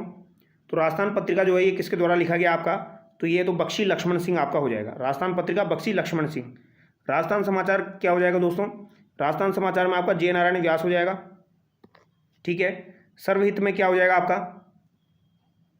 रुकिए, थोड़ी सी गड़बड़ हो रही है यहाँ पर, एक मिनट। यहाँ पर आपका राजस्थान पत्रिका में कौन सा हो जाएगा? बख्शी लक्ष्मण सिंह हो जाएगा। तो यहाँ पर तो आपका ए में तो 4 हो गया, तो यहाँ पर 3 ऑप्शन में आपका दिया गया है। और राजस्थान समाचार जो है दोस्तों इसमें आपका समर्थन दान हो जाएगा, जो कि अभी हमने देखा है। सर्वहित जो है इसमें कौन सा हो जाएगा आपका? तो सर्वहित में दोस्तों आपका राम प्रताप शर्मा हो जाएगा। तो सर्वहित आपको याद रखना इंपॉर्टेंट है, राम प्रताप शर्मा। और आगीबाण आपका ब्यावर से निकला था 1932 में, तो इसमें आपका जय नारायण व्यास हो जाएगा। ठीक है, तो डी में अगर आप थर्ड करते हो तो भी 3 ऑप्शन यहाँ पर दिए गए हैं, यानी कि यहाँ पर 2-3 नाम आपको याद होने चाहिए। राजस्थान पत्रिका बख्शी लक्ष्मण सिंह, राजस्थान समाचार समर्थन दान, सर्वहित आपका राम प्रताप शर्मा और आगीबाण आपका जय नारायण व्यास। ऑप्शन दोस्तों यहाँ पर सी आपका करेक्ट हो जाएगा। आगे देखिए, किस समाचार पत्र का संबंध बूंदी राज्य से था? तो बूंदी से किसका संबंध हो जाएगा? किस समाचार पत्र का संबंध आपका बूंदी से हो जाएगा? तो सर्वहित जो है इसका संबंध आपका बूंदी से हो जाएगा। निम्नलिखित में से कौन सा समाचार पत्र 1920 में विजय सिंह पथिक ने वर्धा से प्रकाशित किया था? तो वर्धा से आपका राजस्थान केसरी प्रकाशित किया था 1920 में। ठीक है, और फिर नवीन राजस्थान जो था वो आपका अजमेर से प्रकाशित किया था विजय सिंह पथिक ने। राजस्थान केसरी समाचार पत्र का प्रकाशन किसने प्रारंभ किया था? तो ये विजय सिंह पथिक ने आपने प्रारंभ किया था। यश वैभव की चाह नहीं, परवाह नहीं जीवन न रहे, यदि इच्छा है तो यह है, जग में स्वेच्छाचार दमन न रहे। यह आदर्श वाक्य किसका था दोस्तों? तो ये आदर्श वाक्य आपका किसका हो जाएगा? नवीन राजस्थान का हो जाएगा। ये आपको याद रखना है। तो यश वैभव की चाह नहीं, ये वाला वाक्य आपका किसका हो जाएगा? नवीन राजस्थान का हो जाएगा आदर्श वाक्य। नवीन राजस्थान नामक समाचार पत्र के संपादक कौन थे? तो ये आपके कौन हो जाएंगे? विजय सिंह पथिक हो जाएंगे। और नवीन राजस्थान आपका कहाँ से निकला था? अजमेर से निकला था, जबकि राजस्थान केसरी आपका वर्धा से निकला था। तरुण राजस्थान समाचार पत्र किस संगठन से संबंधित था? तो तरुण राजस्थान जो है दोस्तों ये राजस्थान सेवा संघ से आपका संबंधित है। ठीक है, ऑप्शन बी यहाँ पर आपका सही हो जाएगा, तरुण राजस्थान। हालांकि जो आपका दोस्तों नवीन राजस्थान था इसका ही नाम बाद में फिर आपका तरुण राजस्थान किया गया था। तो यहाँ पर राजस्थान सेवा संघ आपका राइट होगा। तरुण राजस्थान का संबंध किससे हो जाएगा? राजस्थान सेवा संघ से हो जाएगा। 1923 में अजमेर से प्रकाशित राजस्थान सेवा संघ के समाचार पत्र का क्या नाम था? तो इसका क्या नाम हो जाएगा? राजस्थान सेवा संघ के समाचार पत्र का नाम क्या हो जाएगा दोस्तों? तो ये आपका तरुण राजस्थान आपका हो जाएगा। ऑप्शन सी करेक्ट होगा, क्योंकि 1923 में इसका नाम क्या कर दिया? तरुण राजस्थान कर दिया, नवीन राजस्थान का।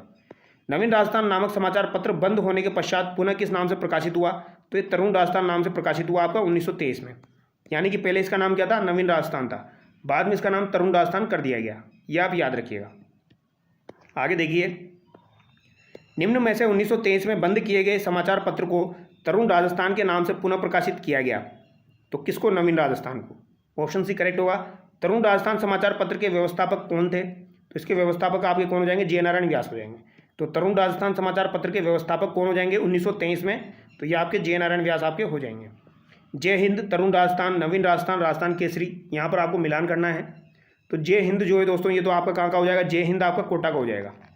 ठीक है, इसके अलावा पूछा जाए तरुण राजस्थान कहाँ का था? तो तरुण राजस्थान आपका कहाँ का हो जाएगा? ब्यावर से हो जाएगा। नवीन राजस्थान अजमेर से आपका हो जाएगा और राजस्थान केसरी वर्धा से हो जाएगा, यानी कि ऑप्शन ए यहाँ पर आपका सही हो जाएगा। आगे देखिए, राजस्थान की राष्ट्रवादी पत्रकारिता के बारे में निम्नलिखित कथनों में से सही उत्तर का चयन कीजिए। राजस्थान सेवा संघ ने नवीन राजस्थान, जिसको कई रियासतों में प्रतिबंधित कर दिया गया था, की जगह तरुण राजस्थान को प्रकाशित किया। बूंदी किसान आंदोलन की खबरों के प्रसार में तरुण राजस्थान ने सक्रिय भूमिका निभाई। तो यहाँ पर कौन से कथन जो है ये आपके सही है? तो दोनों कथन यहाँ पर आपके सही हो जाएंगे। ठीक है, तो बूंदी किसान आंदोलन की खबरों के प्रसार में भी तरुण राजस्थान ने आपकी सक्रिय भूमिका निभाई थी, ये बात भी आप याद रखिएगा। निम्नलिखित में से किसने तरुण राजस्थान एवं डेली हेराल्ड समाचार पत्रों के माध्यम से सीकर के किसानों की समस्याओं को प्रचारित किया था? तो सीकर में किसानों की समस्याओं को प्रचारित किया था दोस्तों, ये आपको बताना है। तो ये कौन हो जाएंगे? आपके रामनारायण चौधरी हो जाएंगे। तो तरुण राजस्थान और डेली हेराल्ड नामक समाचार पत्रों के माध्यम से सीकर के किसानों की समस्याओं को प्रचारित किया गया था रामनारायण चौधरी के द्वारा। तो तरुण राजस्थान और डेली हेराल्ड, ठीक है, ये याद रखेगा। इन दोनों ने आपके सीकर के किसानों की समस्याओं को उजागर किया था। दोनों समाचार पत्र याद रखना, तरुण राजस्थान और डेली हेराल्ड, रामनारायण चौधरी। आगे देखिए, किस समाचार पत्र के माध्यम से विजय सिंह पथिक ने बिजोलिया किसान आंदोलन को भारत में चर्चित बनाया?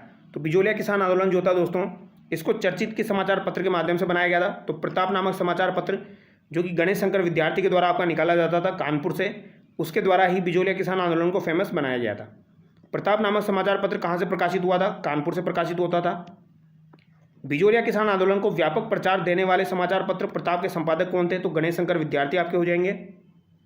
1923 में ब्यावर से राजस्थान नामक साप्ताहिक पत्र किसने प्रारंभ किया? तो 1923 में ब्यावर में राजस्थान नामक समाचार पत्र जो था, ये किसने प्रारंभ किया था? ये भी वेरी वेरी इंपॉर्टेंट है। ये किसने प्रारंभ किया था? ऋषिदत्त मेहता ने किया था। तो 1923 में ब्यावर से राजस्थान नामक साप्ताहिक पत्र जो है, ये आपकी ऋषिदत्त मेहता के द्वारा निकाला गया था। राजस्थान में आर्य समाज का मुख्य पत्र था, तो आर्य समाज का मुख्य पत्र आपका क्या हो जाएगा? आर्य मातंड हो जाएगा, आर्य मातंड। त्यागभूमि नामक पत्र कहाँ से प्रकाशित होता था? तो त्यागभूमि नामक समाचार पत्र जो था दोस्तों, ये हरिभाव उपाध्याय के द्वारा आपका जो है त्यागभूमि समाचार पत्र प्रकाशित होता था अजमेर से। ऑप्शन डी यहाँ पर आपका करेक्ट होगा। ये बात कब की हो जाएगी? आपकी 1927 की हो जाएगी। त्यागभूमि नामक समाचार पत्र हरिभाव उपाध्याय और श्यामानंद के द्वारा ये प्रकाशित किया गया था। यंग राजस्थान पत्र के संपादक थे, तो यंग राजस्थान पत्र के संपादक आपके कौन हो जाएंगे? रामनारायण चौधरी हो जाएंगे। रामनारायण चौधरी के द्वारा आपके यंग राजस्थान नामक पत्र का संपादन किया गया था। आगे देखिए, प्रजा सेवक समाचार पत्र के संपादक थे, तो प्रजा सेवक समाचार पत्र के संपादक आपके अचलेश्वर प्रसाद शर्मा हो जाएंगे। कौन हो जाएंगे? अचलेश्वर प्रसाद शर्मा। राजस्थान में स्वतंत्रता आंदोलन के समय कौन सा शहर पत्रकारिता का मुख्य केंद्र था? तो ये अजमेर आपका हो जाएगा। राजस्थान में पत्रकारिता के भीष्म पितामह हैं, तो राजस्थान में पत्रकारिता के भीष्म पितामह कौन हो जाएंगे आपके? तो पंडित झाबरमल शर्मा आपके पत्रकारिता के भीष्म पितामह हो जाएंगे। और इनका संबंध आपका कहाँ से हो जाएगा दोस्तों? झुंझुनू से आपका हो जाएगा। ठीक है, ये आपको याद रखना है। आगे देखिए, अगला सवाल देखिए दोस्तों, मेर विद्रोह किस वर्ष आपका आरंभ हुआ था? तो मेर विद्रोह आपका कब आरंभ हुआ था? तो मेर विद्रोह 1818 में आपका आरंभ हुआ। 1822 ईस्वी में मेरों से गठित मेरवाड़ा बटालियन का मुख्यालय था। तो मेरवाड़ा बटालियन का मुख्यालय कहाँ पर था दोस्तों? तो ये आपका ब्यावर में हो जाएगा। 1822 में जो गठित हुई थी मेरों से गठित मेरवाड़ा बटालियन, इसका मुख्यालय कहाँ पर था? ब्यावर में था। ये आप याद रखिएगा। राजस्थान में प्रथम भील विद्रोह कब और कहाँ हुआ? तो प्रथम भील विद्रोह जो हुआ था आपका राजस्थान में, ये कब और कहाँ हुआ था? तो ये 1818 में दोस्तों उदयपुर में हुआ था। प्रथम भील विद्रोह 1818 में कहाँ पर हुआ था? उदयपुर में हुआ था। आगे देखिए, राजस्थान के मेवाड़, डूंगरपुर, बांसवाड़ा और सिरोही क्षेत्र के गमेती भील राजमार्ग की रक्षा के लिए कौन सा कर लेते थे? तो गमेती भील जो थे दोस्तों, ये मेवाड़, डूंगरपुर, बांसवाड़ा, सिरोही में कौन सा कर लिया करते थे? ये आपसे पूछा गया है। तो ये कौन सा कर लेते थे दोस्तों? बोलाई कर लेते थे। इंपॉर्टेंट है, कौन सा कर हो जाएगा? बोलाई कर आपका हो जाएगा, पूछा जा चुका है एग्जाम में। दौलत सिंह व गोविंद राम का संबंध किस विद्रोह से था? तो दौलत सिंह और गोविंद राम जो है दोस्तों, इनका संबंध आपका किससे हो जाएगा? तो दौलत सिंह और गोविंद राम का संबंध आपका भील विद्रोह से हो जाएगा। कालीबास का भील विद्रोह कहाँ हुआ था? तो कालीबास जो है दोस्तों, ये आपका कहाँ पर है? उदयपुर में है। तो कालीबास का भील विद्रोह कहाँ पर हुआ? आपका उदयपुर में हुआ। ठीक है। गमेती, नीमा, खेमा, जोता आदि नेताओं का संबंध किस जनजातीय आंदोलन से था? तो निम्मा, खेमा और जोता, इनका संबंध आपका किस जनजातीय आंदोलन से हो जाएगा? ये आपसे पूछा गया है। तो इनका संबंध आपका भील आंदोलन से हो जाएगा। तो निम्मा, खेमा और जोता, इनका संबंध आपका किससे है? भील आंदोलन से है। गोविंद गिरी के नेतृत्व में भील गतिविधियों का केंद्र बेड़सा गांव किस राज्य में था? तो बेड़सा गांव जो है दोस्तों, ये आपका किस राज्य में हो जाएगा? ये आपसे पूछा गया है। तो ये आपका डूंगरपुर में हो जाएगा। तो गोविंद गिरी के नेतृत्व में भील गतिविधियों का केंद्र जो बेड़सा था, ये आपका कहाँ पर हो जाएगा? डूंगरपुर में हो जाएगा। सामाजिक सुधार गोविंद गुरु का जन्म हुआ था। तो गोविंद गिरी का जन्म आपका बंजारा परिवार में हुआ था। ऑप्शन सी करेक्ट होगा। गोविंद गिरी का जन्म कहाँ पर हुआ? बंजारा परिवार में हुआ। गोविंद गुरु जो था इनका प्रमुख शिष्य कौन था? तो गोविंद गुरु का प्रमुख शिष्य कौन हो जाएगा? पूंजाधीर जी हो जाएंगे। कौन हो जाएंगे दोस्तों? पूंजाधीर जी इनके प्रमुख शिष्य हो जाएंगे। ठीक है, अगला सवाल देखिए, संप सभा का प्रथम अधिवेशन कब हुआ? तो संप सभा का प्रथम अधिवेशन कब हुआ ये आपसे पूछा गया है दोस्तों। तो ये कब हुआ था? आपका 1903 में आपका हुआ था। संप सभा की स्थापना आपकी कब हुई थी दोस्तों? 1883 में हुई थी। और इसका प्रथम अधिवेशन कब हुआ था? 1903 में हुआ था। ठीक है, फिर द्वितीय अधिवेशन कब हुआ? 1913 में हुआ था। फिर जहाँ पर आपका मानगढ़ हत्याकांड हुआ था। आगे देखिए, भीलों में धर्म सुधार के लिए भगत पंथ की स्थापना किसने की थी? तो भगत पंथ की स्थापना गोविंद गिरी के द्वारा की गई थी। एक ही आंदोलन की शुरुआत 1921 में मोतीलाल तेजावत ने कहाँ से शुरू की थी? तो एक ही आंदोलन की शुरुआत कहाँ से हुई थी 1921 में दोस्तों? तो ये आपकी मार्तकुंडिया से हुई थी। कहाँ से हुई थी दोस्तों? मार्तकुंडिया से आपकी हुई थी। मोतीलाल तेजावत ने भील आंदोलन की शुरुआत 1921 में कहाँ से की? तो भील आंदोलन की शुरुआत 1921 में मोतीलाल तेजावत के द्वारा कहाँ से की गई? ये आपसे पूछा गया है। तो यह भी हमने देखा, मार्तकुंडिया, चित्तौड़। महात्मा गांधी जी ने मोतीलाल तेजावत को आंदोलन वापस लेने के लिए समझाने हेतु किसे भेजा था? तो मोतीलाल तेजावत को आंदोलन वापस लेने के लिए समझाने के लिए किसे भेजा गया? इंपॉर्टेंट सवाल है, पूछा जा सकता है। तो ये मणिलाल कोठारी को भेजा गया था। काफ़ी ज़्यादा इंपॉर्टेंट सवाल है, पूछा जा सकता है दोस्तों। महात्मा गांधी जी ने मोतीलाल तेजावत को आंदोलन वापस लेने के लिए समझाने हेतु किसे भेजा था? मणिलाल कोठारी को भेजा था। कोठारी याद कर लेना या फिर मणिलाल याद कर लेना। मेवाड़, वागड़ और पास के क्षेत्रों में भीलों में सामाजिक सुधार के लिए लसोड़े आंदोलन का सूत्रपात किसने किया था? तो लसोड़े आंदोलन जो था दोस्तों ये संत माऊजी के द्वारा चलाया गया था। ऑप्शन ए यहाँ पर आपका करेक्ट होगा। ठीक है, 1851-60 के बीच हुए मीणा विद्रोह का प्रमुख केंद्र था। तो मीणा विद्रोह जो हुआ था इसका प्रमुख केंद्र क्या हो जाएगा? जहाजपुर आपका हो जाएगा। तो 1851-60 की बात हो रही है, इस समय आपका मीणा विद्रोह हुआ था। तो ये इसका प्रमुख केंद्र क्या था? जहाजपुर हो जाएगा। कौन सा हो जाएगा? जहाजपुर हो जाएगा। निम्नलिखित में से कौन 1944 में नीमका थाना में स्थापित मीणा सुधार समिति का अध्यक्ष था? तो नीमका थाना में स्थापित मीणा सुधार समिति का अध्यक्ष 1944 में कौन था दोस्तों? तो ये आपके बंशीधर शर्मा थे। कौन थे? बंशीधर शर्मा, याद रखिएगा। तो 1944 में नीमका थाना में आपकी मीणा सुधार समिति गठित की गई थी। तो मीणा सुधार समिति का अध्यक्ष कौन था? तो ये बंशीधर शर्मा आपका हो जाएगा। आगे देखिए, 1945 में मीणा सुधार समिति का सम्मेलन कहाँ आयोजित किया गया था? इंपॉर्टेंट है। तो ये कहाँ पर हुआ था? श्री माधोपुर सीकर में हुआ था। तो मीणा सुधार समिति का सम्मेलन कहाँ पर हुआ? फिर श्री माधोपुर सीकर में आपका हुआ। ऑप्शन ए यहाँ पर आपका सही जाएगा। और यहाँ पर अध्यक्ष कौन बने थे? बंशीधर शर्मा आपके बने थे। अब अगला सवाल देखिए दोस्तों,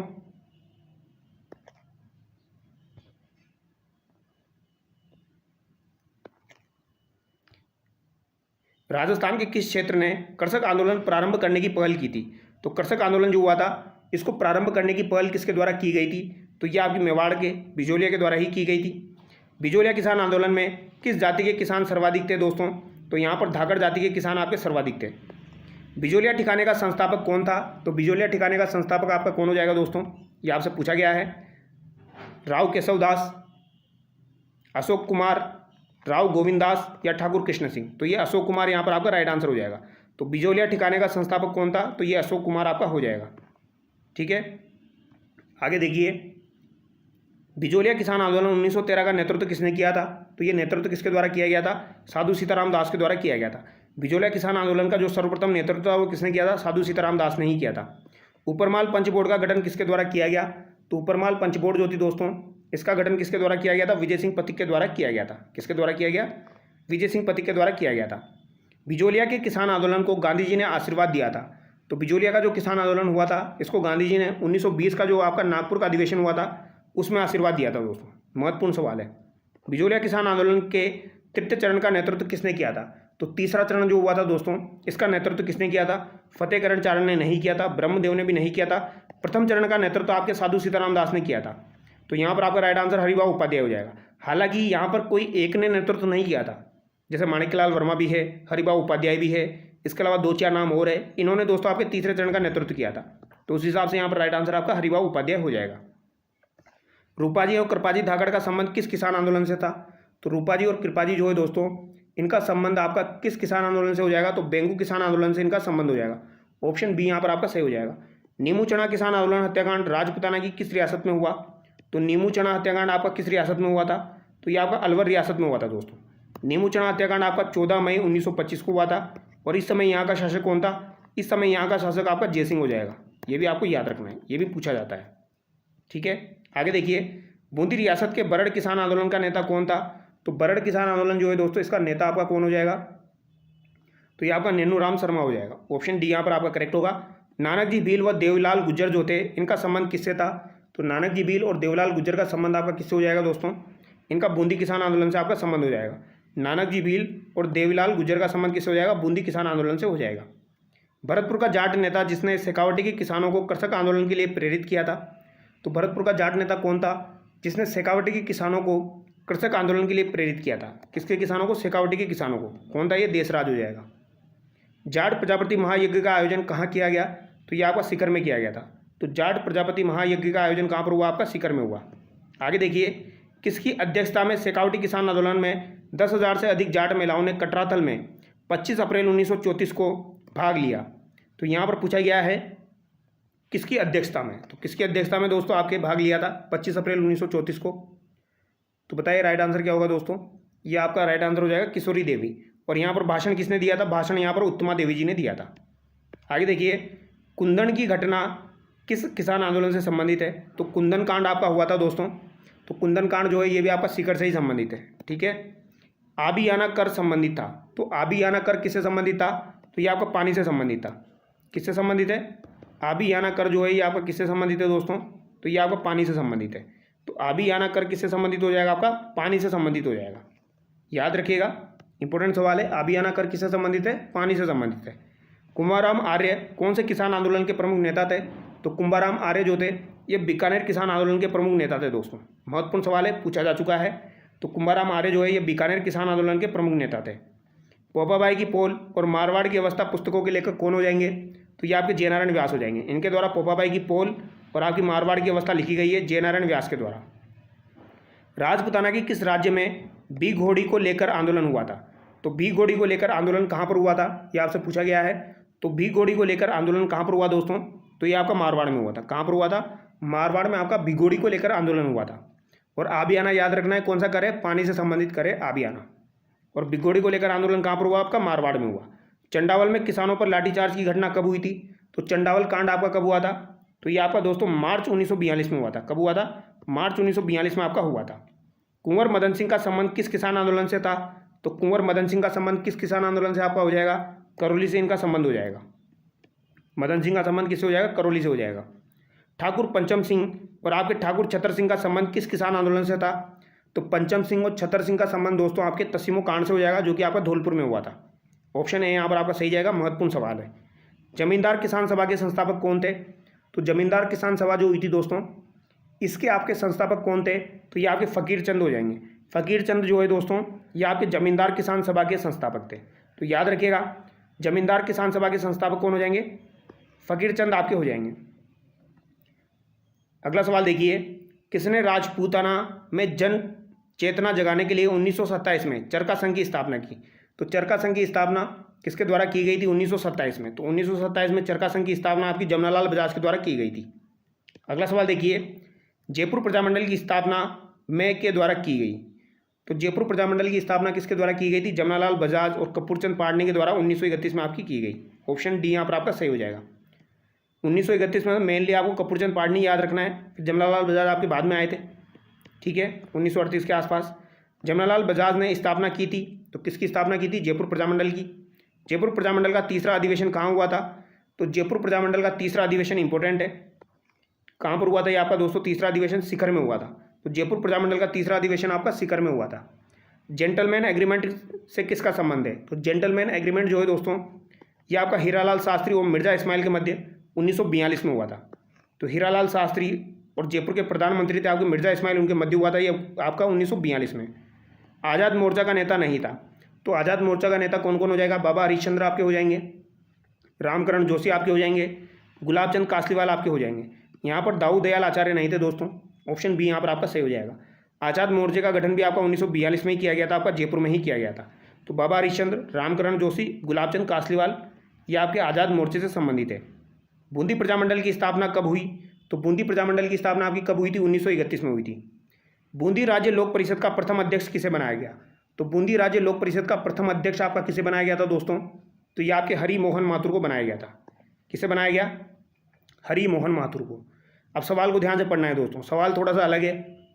बूंदी राज्य लोक परिषद का प्रथम अध्यक्ष कौन बना था, ये पूछा गया आपसे। लोक परिषद का प्रथम अध्यक्ष कौन बना था? बूंदी राज्य लोक परिषद का कौन बना था? हरि मोहन माथुर बना था। तो याद रख लेना, हरि मोहन माथुर। हरि मोहन माथुर जो है ये बूंदी राज्य लोक परिषद के प्रथम अध्यक्ष बने थे। आगे देखिए, मारवाड़ लोक परिषद की स्थापना किसकी अध्यक्षता में की गई? तो मारवाड़ लोक परिषद की स्थापना जो थी ये किसकी अध्यक्षता में हुई थी? रणछोड़ दास गट्टानी की अध्यक्षता में हुई थी। मारवाड़ लोक परिषद की स्थापना रणछोड़ दास गट्टानी की अध्यक्षता में हुई थी। पोपाबाई की पोल नामक पुस्तिका के लेखक कौन हो जाएंगे? जय नारायण व्यास हो जाएंगे। चंडावल कांड कब हुआ?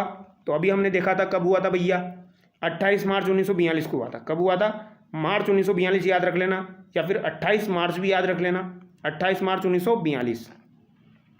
बीकानेर राज्य में नादिर शाही नामक पुस्तक किसने लिखी थी? तो नादिर शाही नामक पुस्तक किसने लिखी थी? तो ये विजय सिंह मेहता के द्वारा लिखी गई थी। तो बीकानेर राज्य में नादिर शाही नामक पुस्तक किसके द्वारा लिखी गई? विजय सिंह मेहता के द्वारा लिखी गई। याद रखिएगा, नादिर शाही, विजय सिंह मेहता। बीकानेर षड्यंत्र मुकदमा से संबंधित नहीं था। तो बीकानेर षड्यंत्र मुकदमा से कौन संबंधित नहीं है? तो यहाँ पर दोस्तों आपके स्वामी गोपाल दास संबंधित है, सत्यनारायण सर्राफ संबंधित है, बद्री प्रसाद संबंधित है, रघुवर दयाल गोयल इससे संबंधित नहीं है। ऑप्शन डी यहाँ पर आपका सही हो जाएगा, क्योंकि ये षड्यंत्र वाले से संबंधित नहीं है दोस्तों। बीकानेर प्रजामंडल की स्थापना जब की गई थी उससे संबंधित है आपके रघुवर दयाल गोयल। बीकानेर प्रजामंडल की स्थापना किस वर्ष में हुई थी? तो ये 1936 में आपकी हुई थी। कहाँ पर हुई थी? कलकत्ता में हुई थी। ठीक है, तो स्वामी गोपाल दास, सत्यनारायण सर्राफ और बद्री प्रसाद का संबंध तो बीकानेर षड्यंत्र से हो जाएगा, और रघुवर दयाल का संबंध आपका बीकानेर प्रजामंडल से हो जाएगा। किस राजपूत राज्य के प्रजामंडल की स्थापना कलकत्ता में की गई थी? तो बीकानेर प्रजामंडल की स्थापना आपकी कलकत्ता में हुई थी। स्वतंत्रता सेनानी सागरमल घोपा कहाँ के निवासी थे? तो ये आपके जैसलमेर के निवासी थे। सागरमल घोपा थे दोस्तों जैसलमेर के निवासी। कजोड़ देवी का संबंध किस प्रजामंडल से था? तो कजोड़ देवी जो है दोस्तों, इनका संबंध किस प्रजामंडल से हो जाएगा? इंपॉर्टेंट है, इनका संबंध आपका मेवाड़ प्रजामंडल से हो जाएगा। तो कजोड़ देवी कहाँ की हो जाएगी भैया? मेवाड़ प्रजामंडल की हो जाएगी। कहाँ की हो जाएगी? मेवाड़ प्रजामंडल। हाड़ौती प्रजामंडल की स्थापना कब और किसके द्वारा की गई? तो हाड़ौती प्रजामंडल की स्थापना दोस्तों आपकी 1934 में नैनूराम शर्मा के द्वारा की गई। कोटा राज्य प्रजामंडल की स्थापना किसके द्वारा की गई?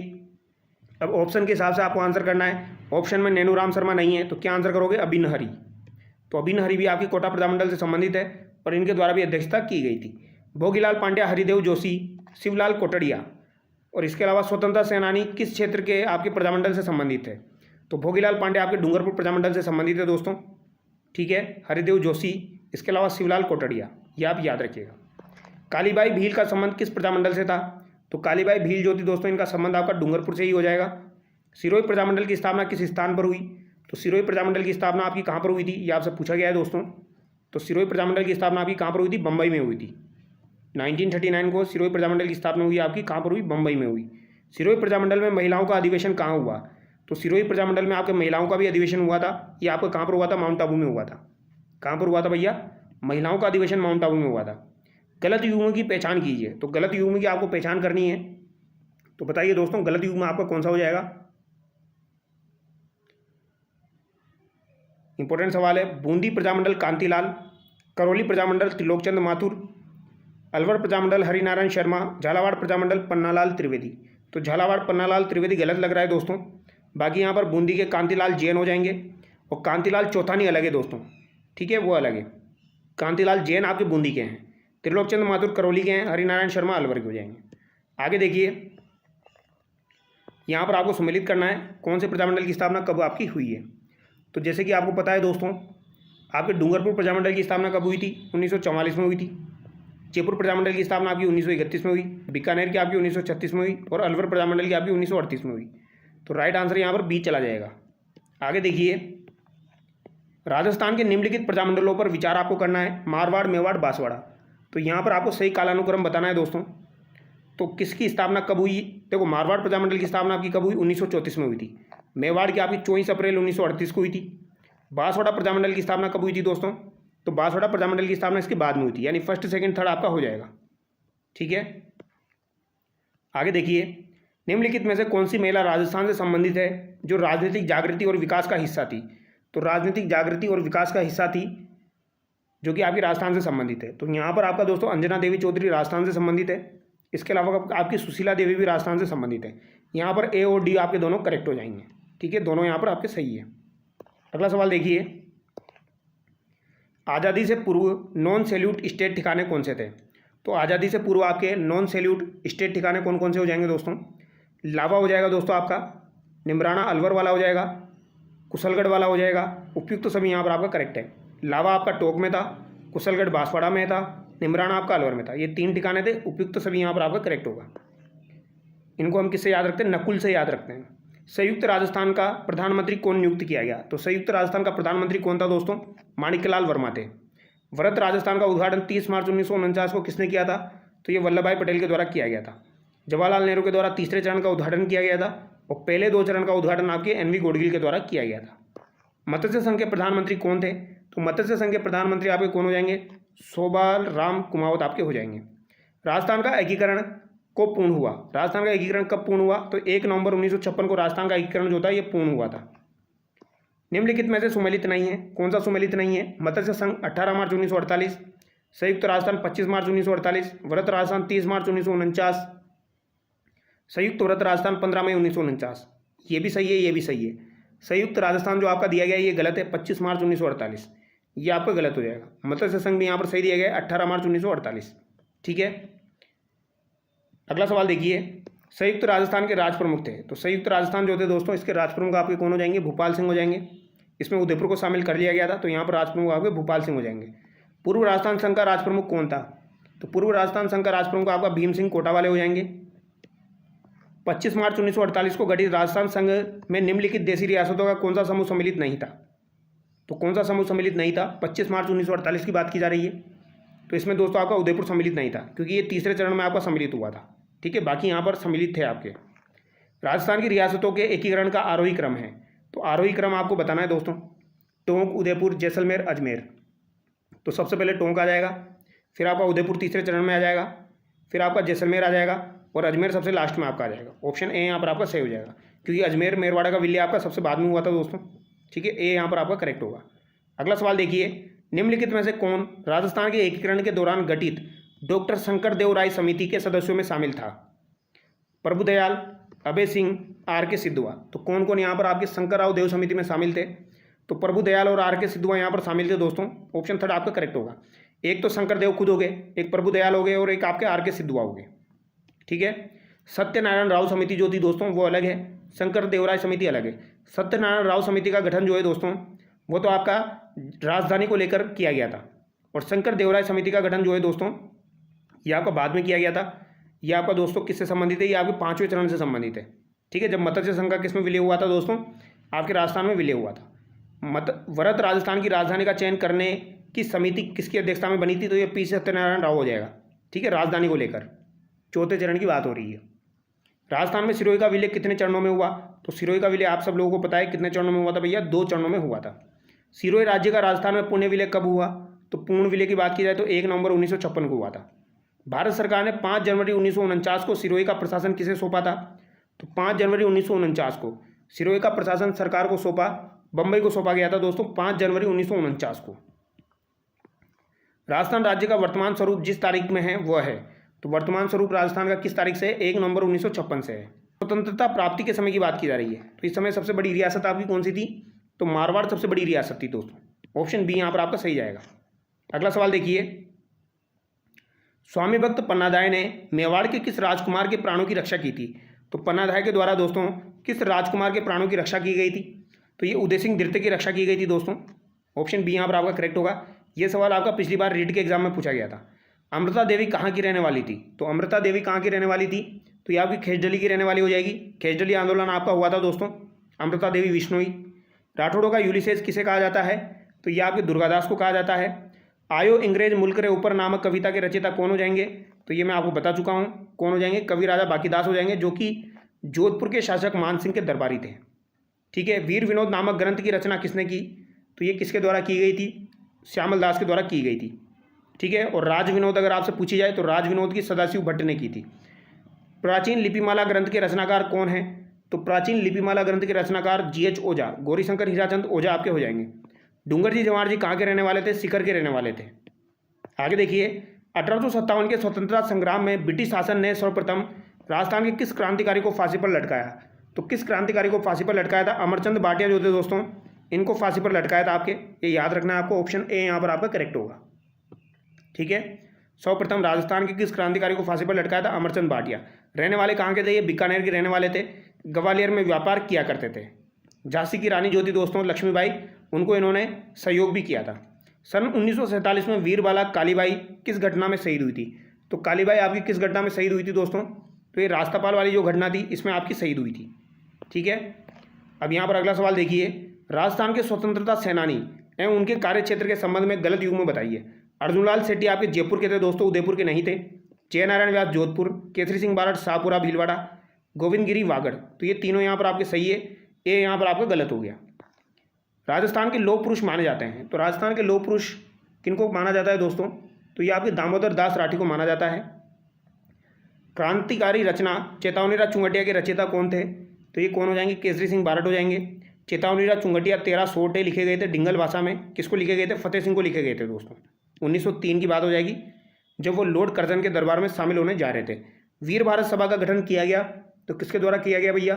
केसरी सिंह बारड के द्वारा किया गया था। वीर भारत सभा का गठन किसके द्वारा किया गया? केसरी सिंह बारड के द्वारा किया गया। सभा पूछी गई है, केसरी सिंह बारड करना है। समाज पूछा जाए वीर भारत समाज, तो विजय सिंह पति करना है। विजय सिंह पति का बचपन का नाम क्या था? भूप सिंह हो जाएगा। तो विजय सिंह पति के बचपन का नाम भूप सिंह है। राजस्थान में लोकनायक के नाम से किन्हें जाना जाता है? जयनारायण व्यास को जाना जाता है। रघुनाथ सिंह का मुकदमा जैसलमेर का गुंडाराज किसके द्वारा लिखे गए हैं? तो सागरमल गोपा के द्वारा लिखे गए हैं।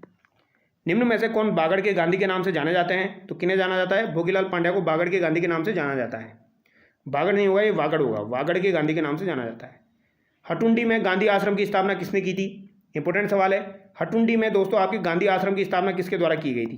तो ये हरिभाऊ उपाध्याय के द्वारा की गई थी। ये सवाल आपके सेट के एग्जाम में पूछा जा चुका है। तो हटुंडी में गांधी आश्रम की स्थापना किसने की? हरिभाऊ उपाध्याय के द्वारा की गई। आधुनिक राजस्थान का निर्माता किसे कहा जाता है? तो ये मोहनलाल सुखाड़िया को। जानकी देवी बजाज का संबंध किस प्रजामंडल से है? तो इनका संबंध आपका जयपुर प्रजामंडल से हो जाएगा। जमनालाल बजाज की पत्नी आपकी हो जाएगी जानकी देवी बजाज, और इनके द्वारा भी आपके जयपुर प्रजामंडल की अध्यक्षता की गई थी 1944 में। कटराचल शिखर सम्मेलन 1934 में आयोजित महिला सम्मेलन की अध्यक्षता किसने की थी? किशोरी देवी ने की थी। भाषण किसने दिया था? उत्तमा देवी ने दिया था।